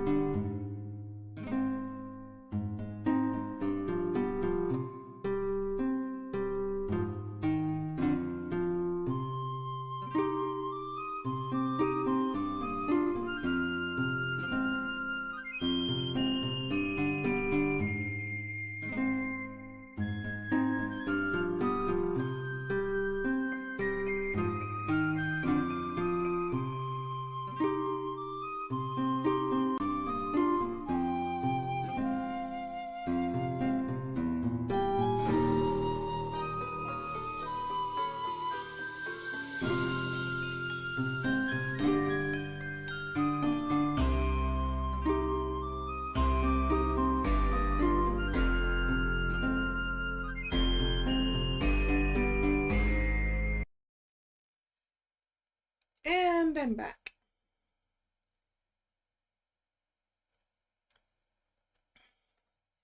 I wonder what Act 3 has for us.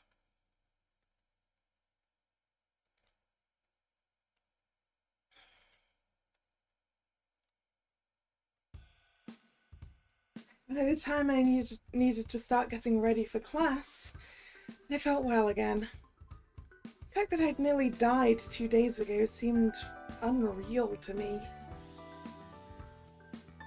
Miss Hirata frowned after she finished looking me over. She sighed and shook her head as she turned away. There's no remaining signs of your injury. If you're feeling well, you should hurry to class. Right. I was on my way out of the room when Miss Hirata cleared her throat to get my attention. I stopped at the door to the nurse's office and looked back at her. Let me know immediately if something unexpected happens. We can't take risks with an injury like this. I nodded in assent before leaving. I was probably going to be a bit late for class, but I doubted that Miss Fujikawa would scold me on that today. I felt more awake during classes than I had for the past week or so. I suppose that all the rest I got yesterday must be helping me focus better. Yeah, we had a proper night's sleep and everything.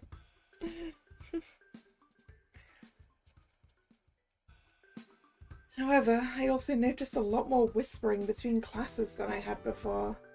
I would have assumed it was a coincidence if I didn't notice the other girls occasionally sneaking a glance in my direction during their secret discussions.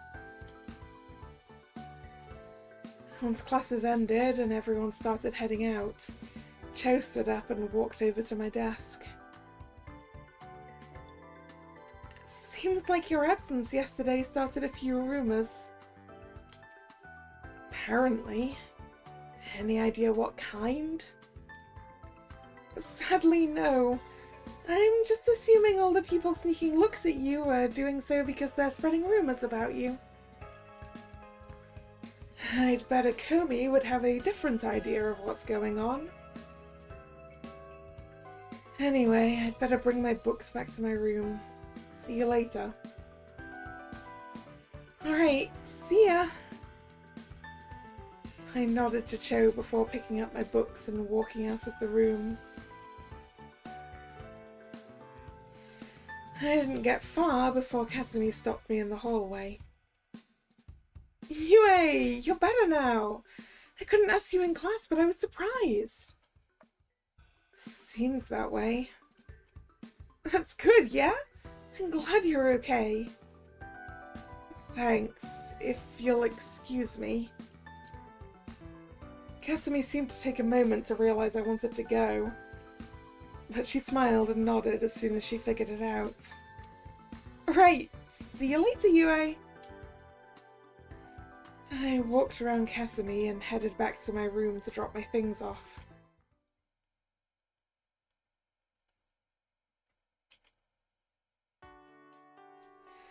I was trying to think of what to do when I saw Cho walking down the hallway. I ended up deciding to go catch up to her and see if she had anything to do. Hey, Cho, wait up! Cho stopped and turned to look at me.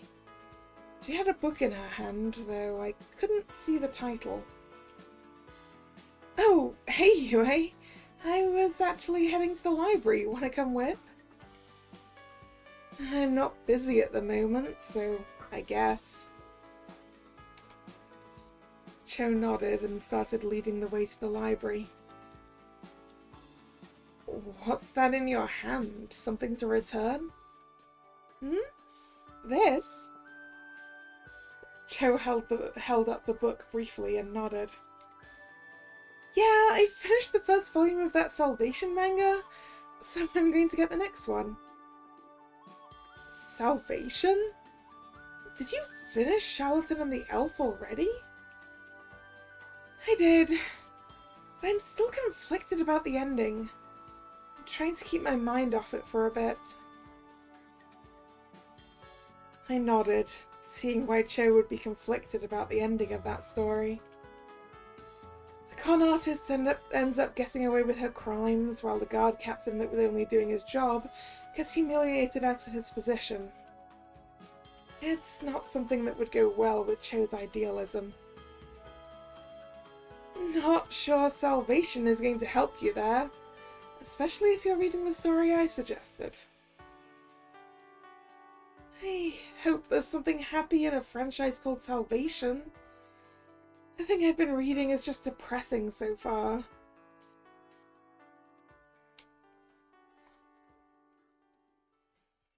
We ended up reaching the library, so we ended the conversation there. Cho returned her book to its shelf and retrieved a different one before joining me at a table. We need to get you some less depressing stories. It's no wonder you're always so grumpy. I'm not grumpy. I don't think a person that isn't grumpy would make the faces I've seen you make. I sighed and rubbed my forehead. I didn't need to talk about this. Anyway, do you have any suggestions for me? Here's your chance to make me interested in something less depressing. Actually, I do. Let me write it down. Cho stood up and got some scrap paper from another table and returned to our table to scribble something on the paper. After checking her work, she handed it over to me. Try this series. It's a magical girl series, but it's a lot more serious than Harikatan. There's also enough details to keep things from being too happy for you if you're allergic to happy stories. I shook my head and sighed as I accepted Cho's paper. I looked over the title on the sheet. Witch's Plague. Sounds more like a fantasy story than a magical girl story. Maybe so, but I think you'd agree that it feels a lot more like a magical girl story than an ordinary fantasy. I think you'd like the main character. She's kind of like Savia, always looking out for herself. The main difference being that this character eventually stops being a jerk. I'll take a look, but no promises. My parents have me burned out on magical girl stuff. I stood up to go look for the manga Cho had suggested, but she gestured for me to stop. By the way, if you like it, I might have a surprise for you. Something to look forward to. That tone and those words made me think of when my mum would have surprises for me, which was usually embarrassing cosplay. This thought didn't give me hope. We'll see. I'll talk to you later. Have fun with Salvation.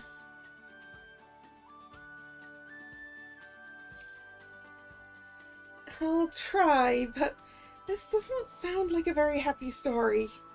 See you. I gave Cho one last nod before leaving her alone. I decided I'd find the story that Cho suggested and bring it back to my room so that I could read it in peace.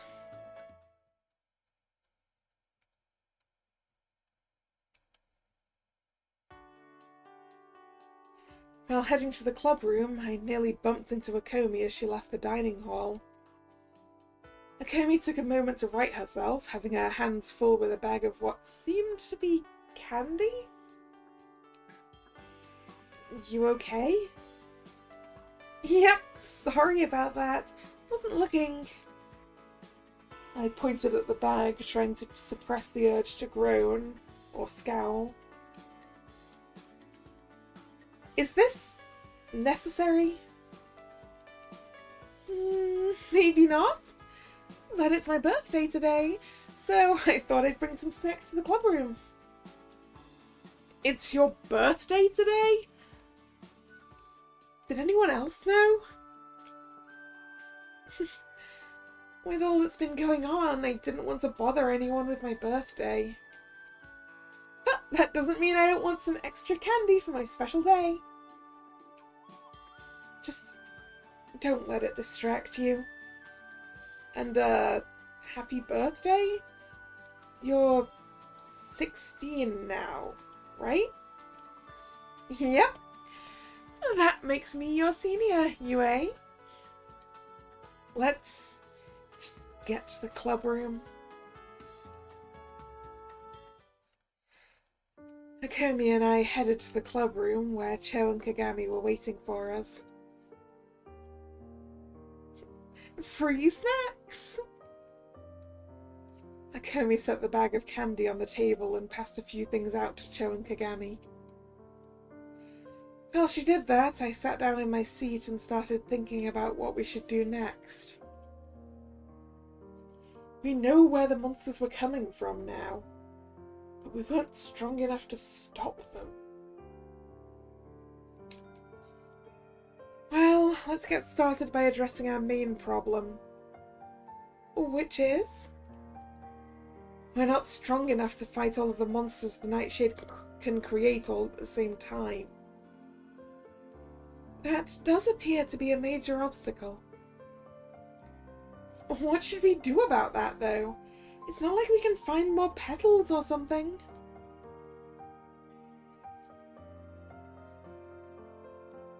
How wide is that door? No. I was going to say, how wide is that door when we, lure them so that we only have to fight one at a time? But it's at the top of a really long set of stairs, isn't it?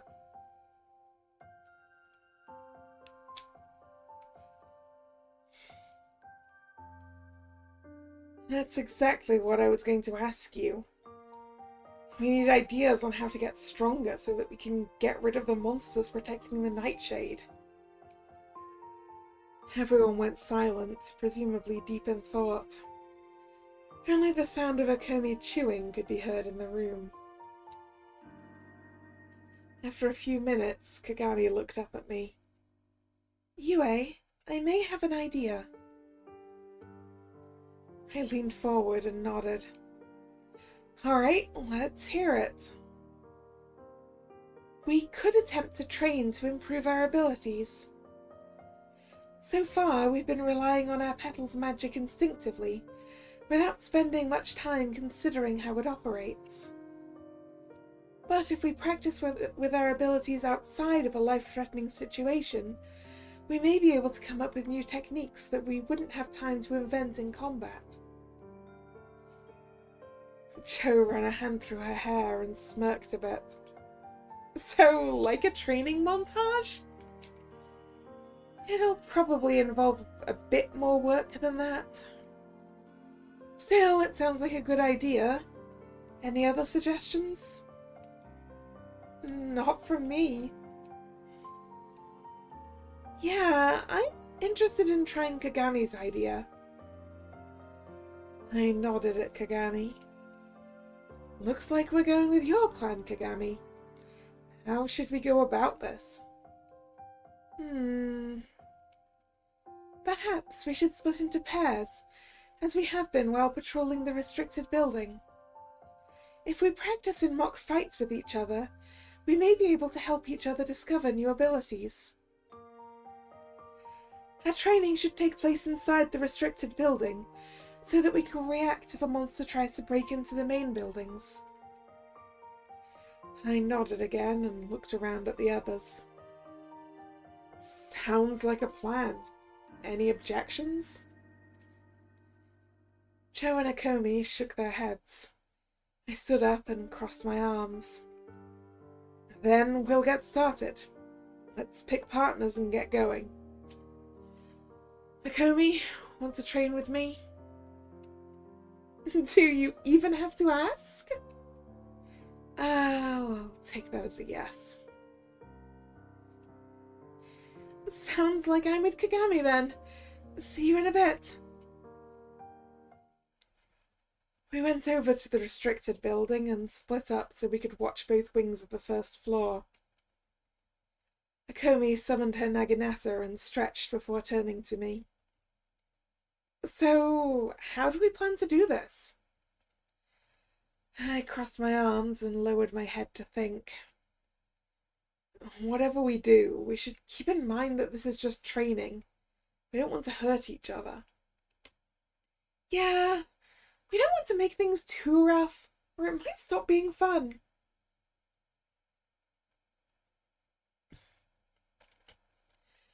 I assumed that Akomi was talking about something entirely different, and decided to ignore her comment. Let's start by sparring, I guess? I transformed my petal into my sword and held it up in a defensive stance. Ready when you are. Akomi took a combat stance, and her expression shifted to a more serious look. Alright, here I come. As I prepared to counter Akomi's first attack, I made sure to focus on the instinctive decisions that my petal was suggesting for me. I noticed that my movements, driven by the knowledge of sword fighting in my petal, were automatically compensating for mistakes I would have made had I simply picked up a sword and started swinging. Akomi's first strike came at me from an odd angle, where my personal instincts would have had me block in a way that would leave me vulnerable. But after heeding the petal's advice, I managed to parry the attack without being exposed. I countered with a thrust, though Akomi was ready for my attack as well. Now that I was paying attention to how my petals shaped my combat decisions, I could see exactly where my attack failed and how I should follow up. We continued to trade attacks, each of us trying to find an opening but failing. Once I started to get tired, I decided we weren't learning much new this way. Should we stop? All I'm learning is that our petals are better at fighting than we are. Yeah, you seem to be right. Let's take a break. Akomi dismissed her naginata and pulled out a candy bar to eat. I looked down the hallway, wondering if any monsters were nearby. I would have expected a monster to show up by now. Maybe Kagami and Cho dealt with one already? Maybe. I crossed my arms and leaned against a wall. I thought over what I sensed from my petal during the sparring session with Akomi, trying to tell if there was anything useful to learn. It struck me that I've been putting a lot of faith in the petal's ability to correct my mistakes in battle. I certainly wouldn't be able to pull off some of the things I did on my own, magic or not. Actually, come to think of it, couldn't that be a form of mind control? Akomi, let me ask you something. Akomi stopped mid-bite in her candy bar to look over at me. We pretty much let the petals decide how we fight, right? Guess so. Why? I just thought of something. Couldn't that be considered mind control? We wouldn't be able to do this on our own, after all. Akomi stopped chewing for a moment. Then she swallowed and lowered the candy bar. Why do you think it's mind control? I thought we were just getting powers from the petals. We still think Tanaka was killed by other petal wielders, right? Akomi frowned and nodded slowly. You think the petals turned Tanaka's friends against her, don't you? Well, I mean, we should probably be a little bit worried about the fact that our powers come from petals, given that the thing that we've decided is creating the monsters is a flower. And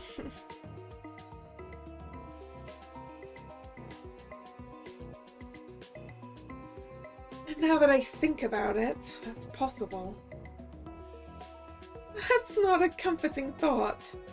I wanted to believe that the petals were a good thing. I mean, they're the only things that can stop the nightshade in its shadows. Just a coincidence. I would love to know if there is any difference between the shapes of our petals and the shapes of the Nightshade's petals, but I don't remember entirely what our petals looked like. I suspect they probably look the same.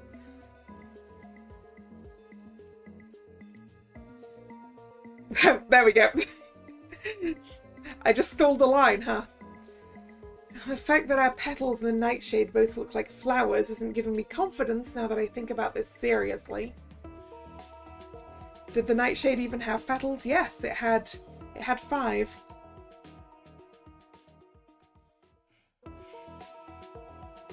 Well, 4.5. But we should discuss this with the others, so I'll drop it for now. So, it's not our secret then? I sighed and rubbed my forehead.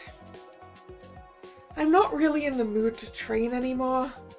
Let's just head back and see if Cho and Kagami have finished too. Alright, maybe we can train more tomorrow?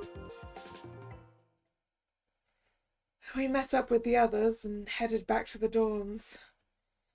Even after I went to bed, I stayed awake thinking about what I'd observed.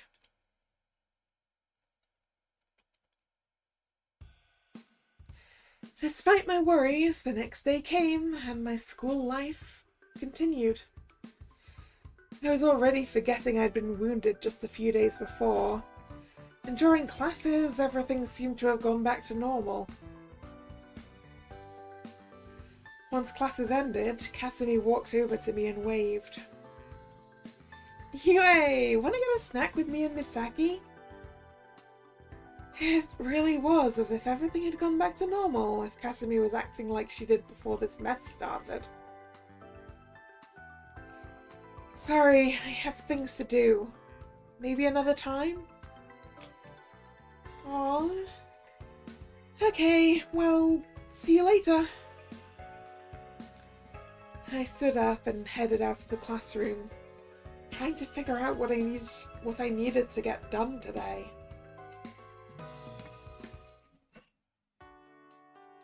I knocked on Cho's door, hoping she was in. Cho, you around? I heard the sound of something like paper hitting the floor. After another moment, Cho opened the door and smirked at me awkwardly. Hey, Yue! I accidentally knocked a folder of stuff over when I got up. Mind helping me clean up? I guess I might as well. I'm the one who knocked, after all. I see a magical girl poster.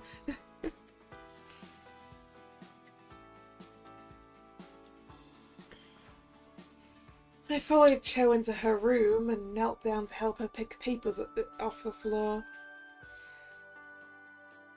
While I placed the papers into a pile for Cho to put back in the folder, I noticed a vaguely familiar outfit design on one of the papers. Why does this remind me of something? I held up the paper so Cho could see it. Her eyes widened and her cheeks went red.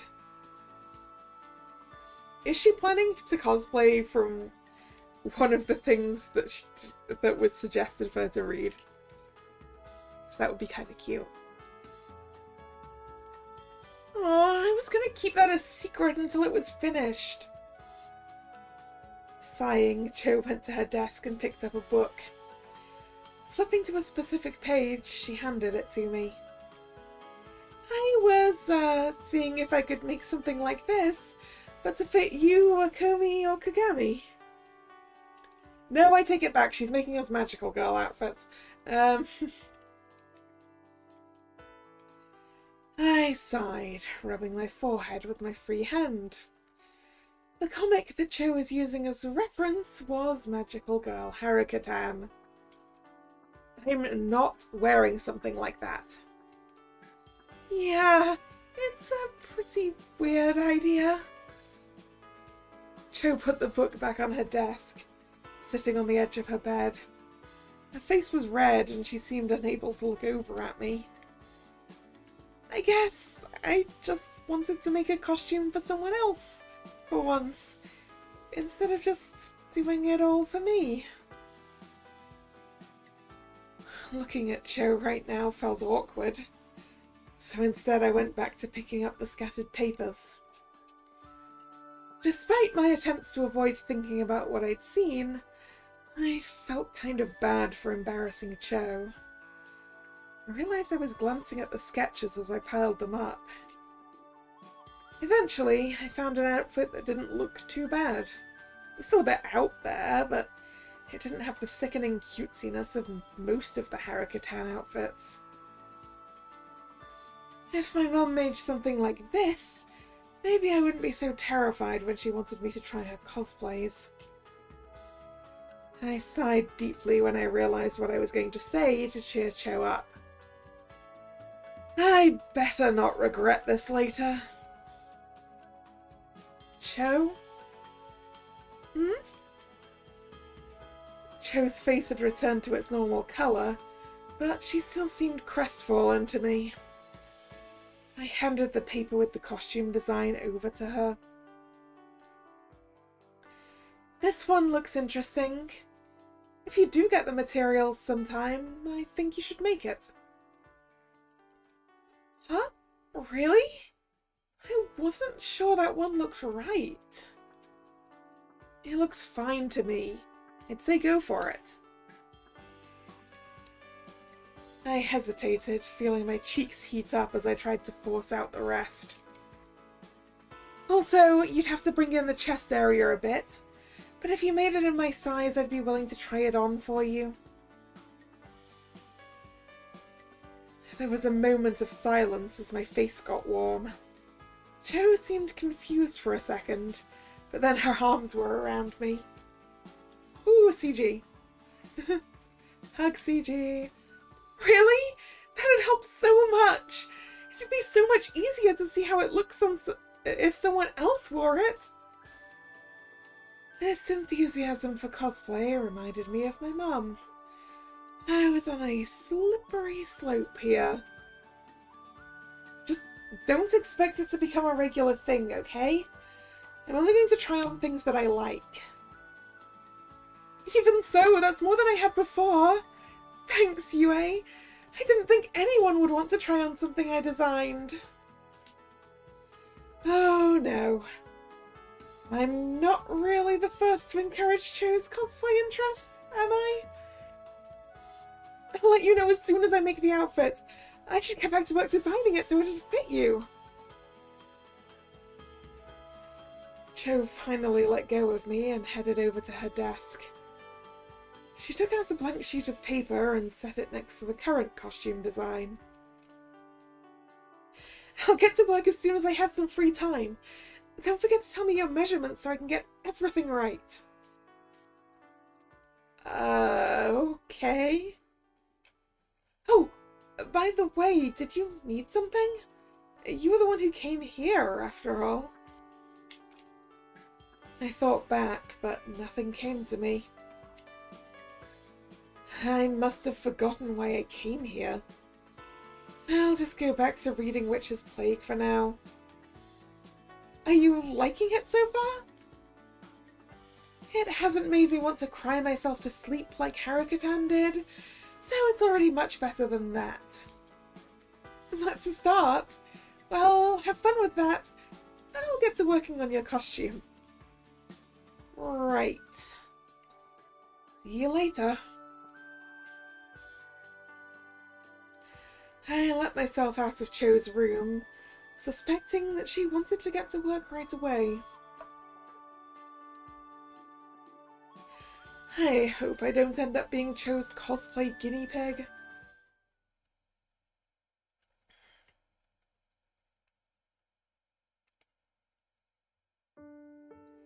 I arrived at the club room early, thoughts of what I'd observed the night before filling my mind. When the others arrived, they seemed surprised to see me waiting for them. How long have you been waiting? I thought I was going to be early. I bet she couldn't wait to get started on our private training. Akomi smirked at me, but I didn't respond. Instead, I sighed and stood up from my seat. Akomi seemed to sense that I had something else on my mind and frowned. Is something wrong, Yue? Maybe. I've been thinking about something. I pulled out my petal and held it out so the others could see it. We've been trusting our lives to these petals since this mess started. I'm not sure this is a smart choice anymore. What makes you believe that?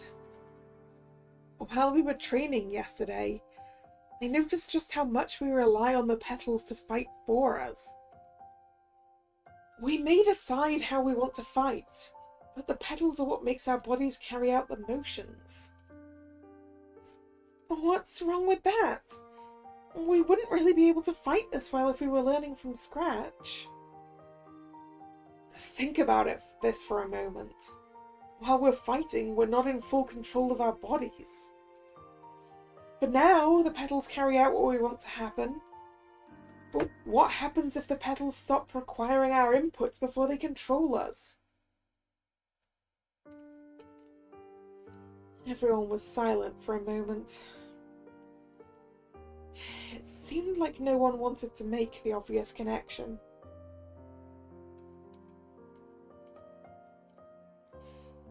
One of us could end up like Tanaka.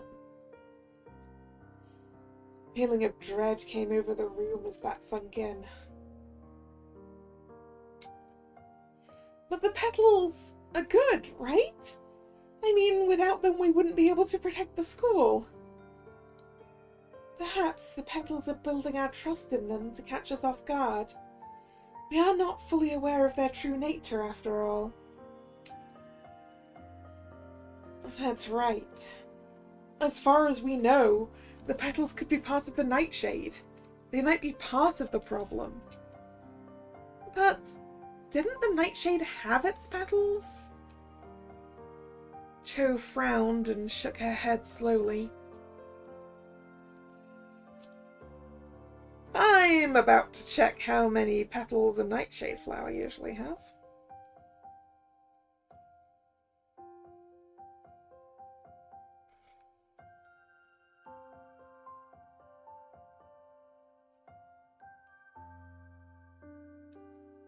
The answer appears to be 5.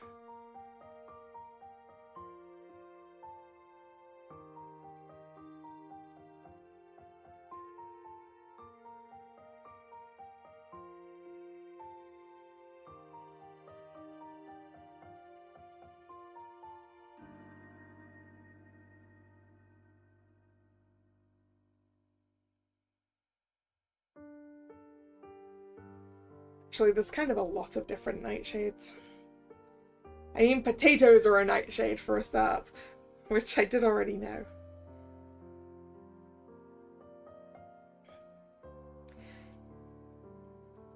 Deadly nightshade has bell-shaped flowers.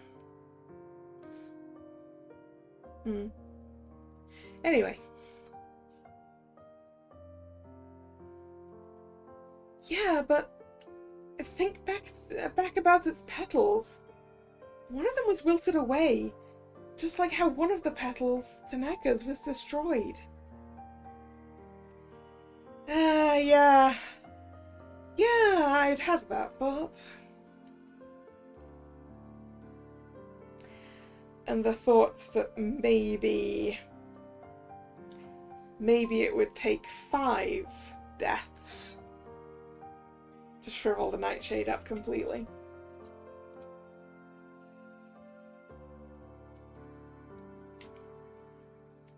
I crossed my arms and sighed deeply. We need more clues. We need to find a way to get rid of the nightshade before the petals have a chance to turn on us. If that's what might happen. What shall we do? I rubbed my forehead. This entire situation was becoming stressful to think about. For now, we'll continue our training attempts. If we're stuck with these petals, we should make sure we control them, rather than the other way around. And we pray that my hunch about the petals is wrong. Who is paired with who, then? I think I'll go with Cho. That okay with you? Yeah, it's good. Let's head out. Then I will train with Akomi. Stay safe. Right, watch out for monsters.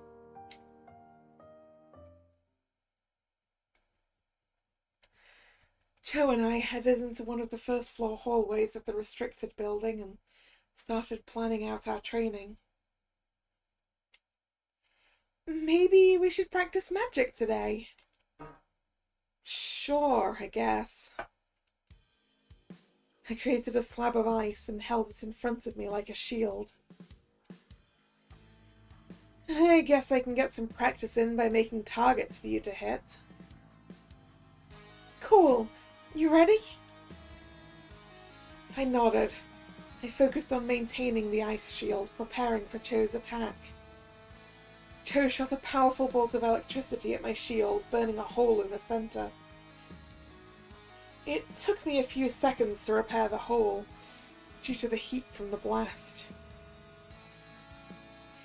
After a few more tests like that, I waved to Cho to tell her to stop. I let the ice shield melt and started making smaller ice crystals for targets.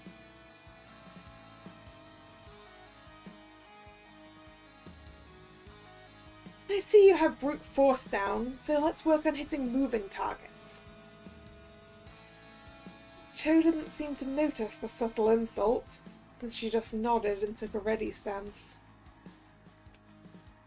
Let's do it! Yeah, the magic seems a little bit more dangerous in a way, right? Surely.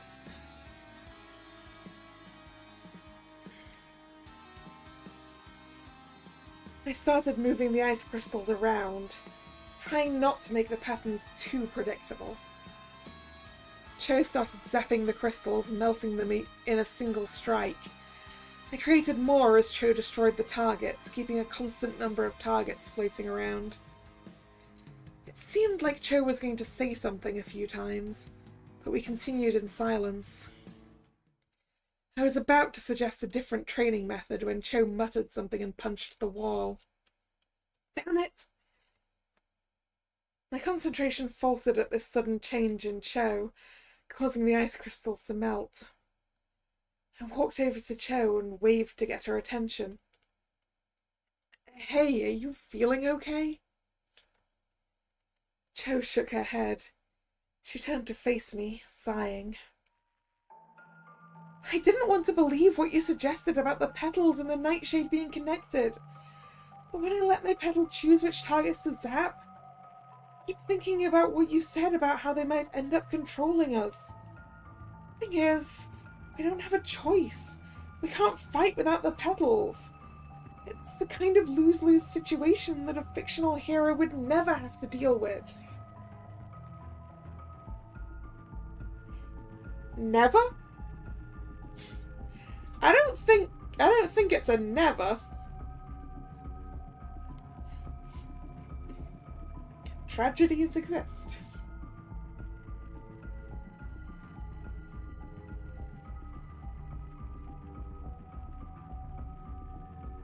It brought me no solace that Cho finally seemed to fully understand my concerns about the petals. If anything, it made me dread the idea that my fears were well-founded. Look, let's just get some sleep.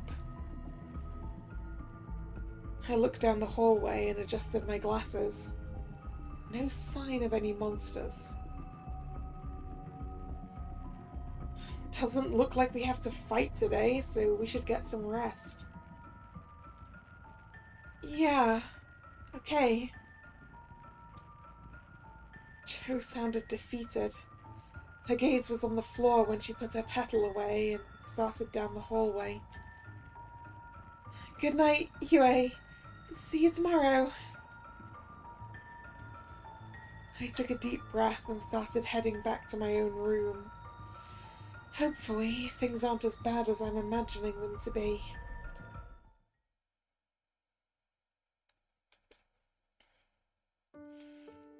I stopped by the infirmary after classes ended, having been called in by Miss Hirata. Miss Hirata gave me a basic physical examination, but there was nothing wrong with me. Not even a scar from my wound a few days ago. I'm sure I don't have to remind you that I'm not fond of this unnatural healing. Yeah, I'm starting to worry about it too. Miss Hirata frowned and crossed her arms. Well, it appears there's nothing I can do for you. As far as my training is concerned, you're in perfect condition. All things considered, that was a very optimistic diagnosis. Just shows how little we understand about the nightshade and these petals. What now? Miss Hirata sighed and looked away. I suppose you may leave. Visit me immediately if anything happens. All right. I stood and left the infirmary. I felt bad for Miss Hirata being forced to admit that her training was useless in this situation. I couldn't bring myself to talk to anyone or be productive in any way, so I ended up taking a textbook to the dining hall and pretending to read while I ate. While I was eating, Kazumi and Misaki entered the dining hall. I resigned myself to their company when Kazumi spotted me and started leading Misaki over. Hey, Yue! Studying hard? It took me a moment to remember I had a textbook open in front of me. I shook my head and sighed. I'm really out of it today. I can't seem to focus on anything. Kasumi and Misaki took seats across from me. They had looked at me with a bit of concern as they began eating. Have you been getting enough sleep? I know you have to stay up late, but you need rest too. I've been sleeping, if that's what you're asking. Kasumi frowned at me, as if I'd said something weird. Yeah, you weren't asked if you'd been sleeping, you were asked if you'd been sleeping enough.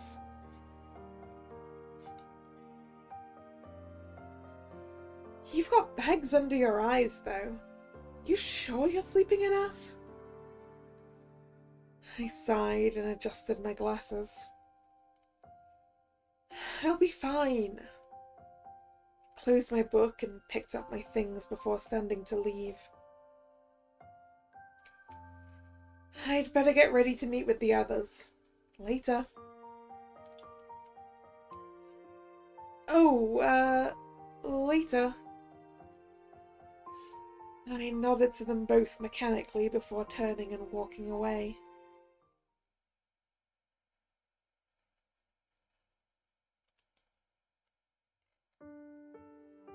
I was still out of it when everyone gathered for the club meeting, so I didn't really want to think too hard about what we were going to do.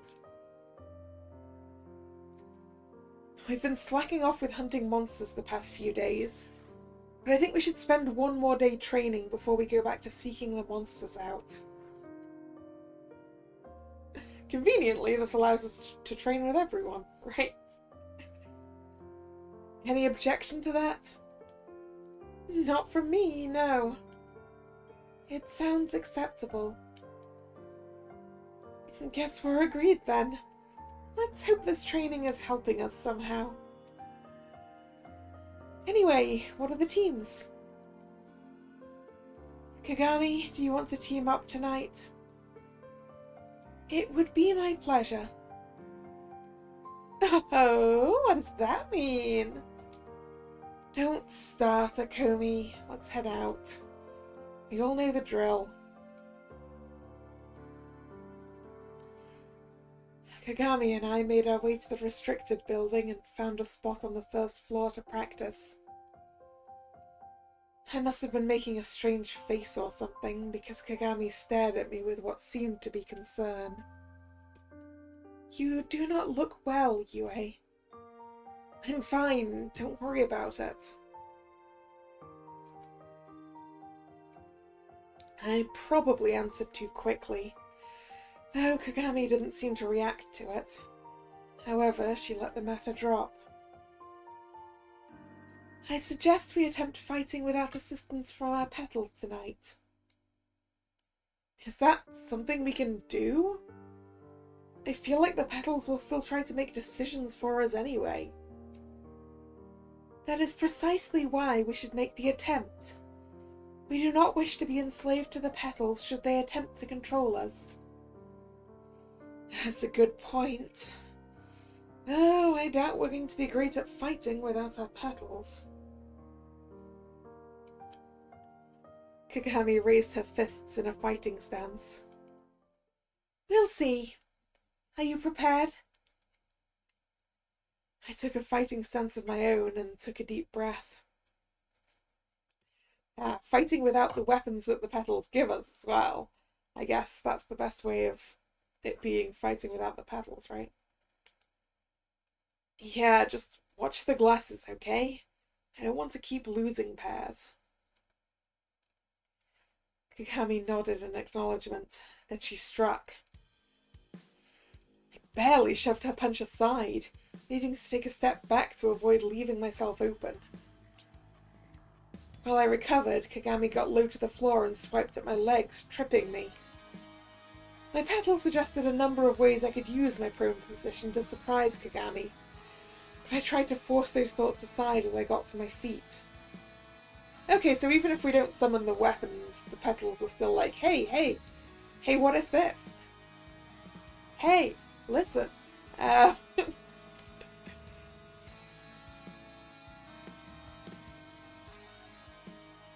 Kagami had waited for me to get back up, but she resumed her fighting stance when I was standing again. Are you uninjured? I did not expect that move to be effective. I'm fine, let's keep going. Once I was sure we were both ready again, I took the offensive. I jabbed at Kagami a few times, though she tried to deflect my attacks with her arms. After a few more blows, Kagami dodged to the side. I turned too slowly, and Kagami was able to get behind me and grab me in a chokehold. I elbowed Kagami in the stomach to loosen her grip on me and wiggled out of her grasp. I turned around and saw Kagami holding a hand to her stomach. Oh. I felt guilt rising in my chest. I relaxed my stance and stepped over to Kagami's side. Did I hit you too hard? I believe I'll be fine. I'm merely winded. I nodded slowly, hoping she was telling the truth. At any rate, I was able to resist the commands of my petal. Were you equally successful? Yeah. It was difficult at first, though. Kagami nodded. We should rest for now. I patted Kagami on the shoulder. Yeah, seems like the monsters are on break tonight. Be sure to see Miss Hirata if that injury doesn't feel better, alright? Yeah, I also hope she's telling the truth.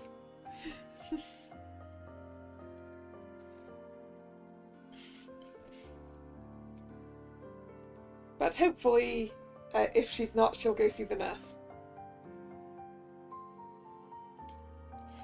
I will. Thank you for your concern. I headed back to my room and went to sleep right away, without even changing out of my clothes. I felt too exhausted to move.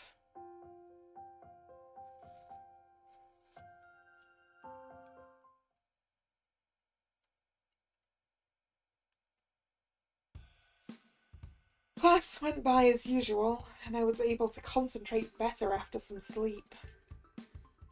Once class was over, Miss Fujikawa called on me to speak with me in private before dismissing the rest of the class. After the other students had mostly filtered out of the room, Miss Fujikawa handed me an envelope. Oh, information again. I received this in my mail this morning. I took the envelope from her, noting it was still sealed. After looking it over a bit, I understood why.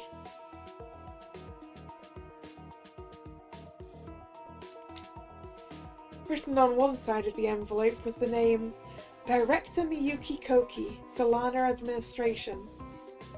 Underneath the name it read, Confidential Reports for the Demon Killing Brigade. You're not going to read any of it? Miss Fujikawa sighed and crossed her arms. There was a note attached to it addressed to me. Basically, I'll be fired if I see anything from that envelope. A chill surged through my body as the implications of that note registered. The director of Solana Administration was willing to fire teachers to keep this information secret. Why would the director give me this information then? Was the DKB disposable to the director?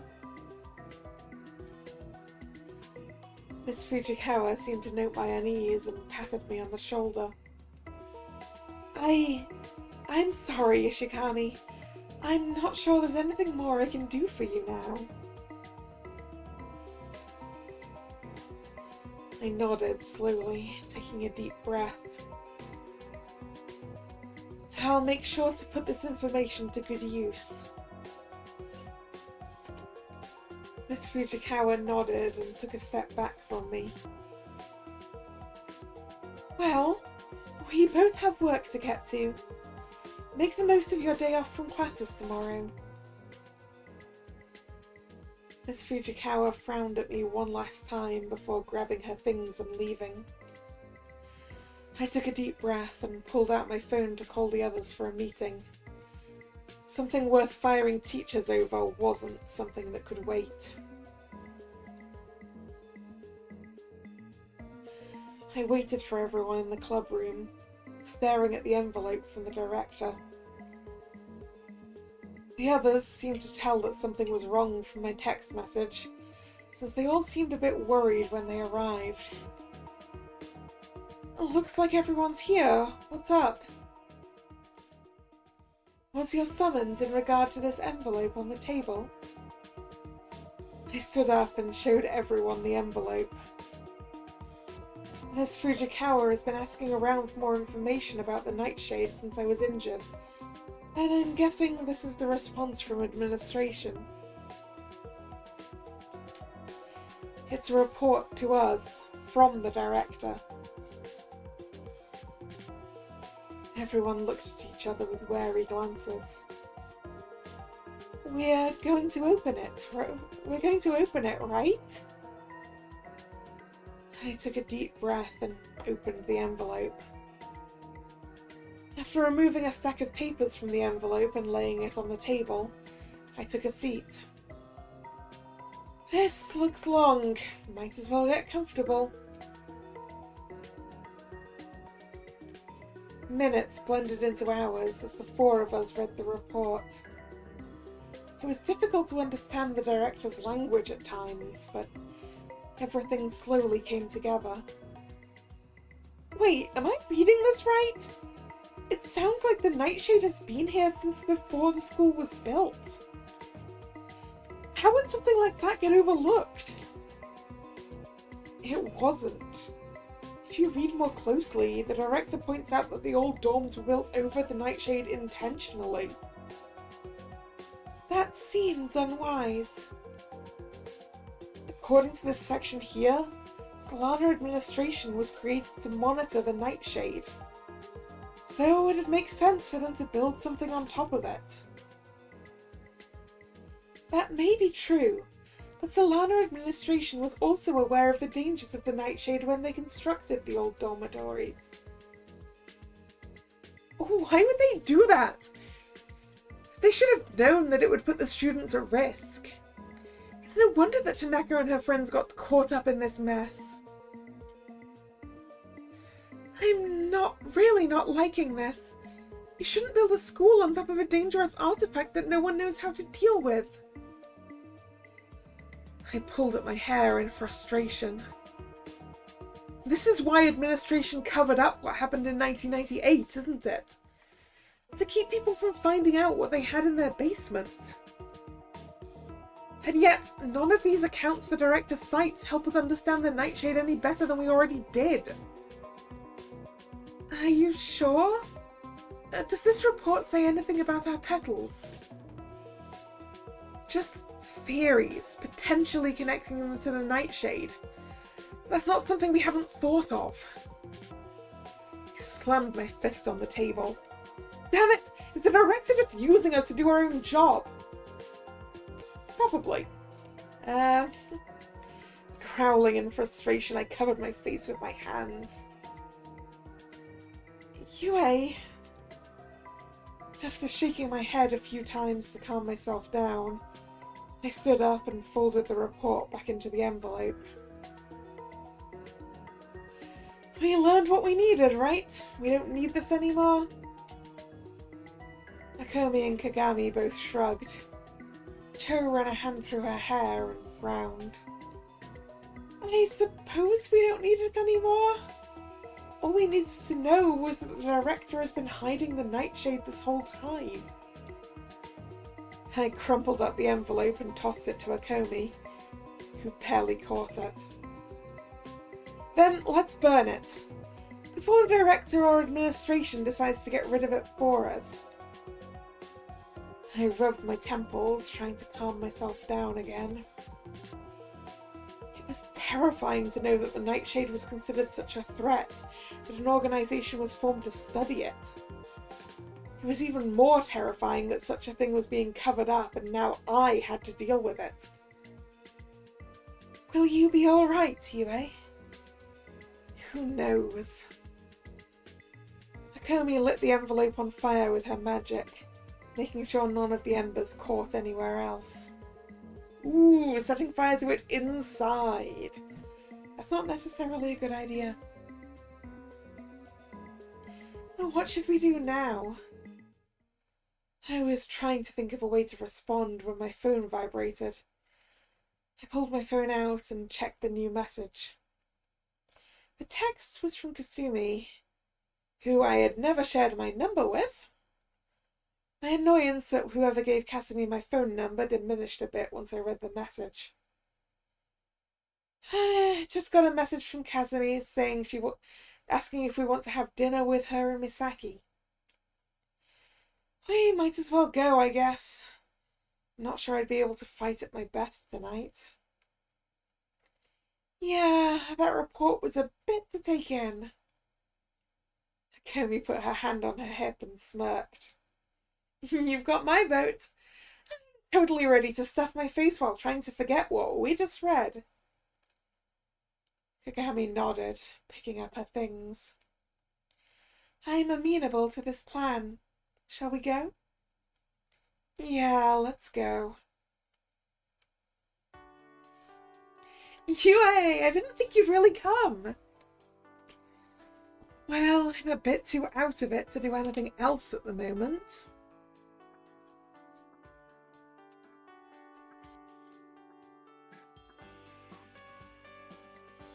The others were busy eating or talking to each other, so I was stuck talking to Kasumi as I tried to force some food down.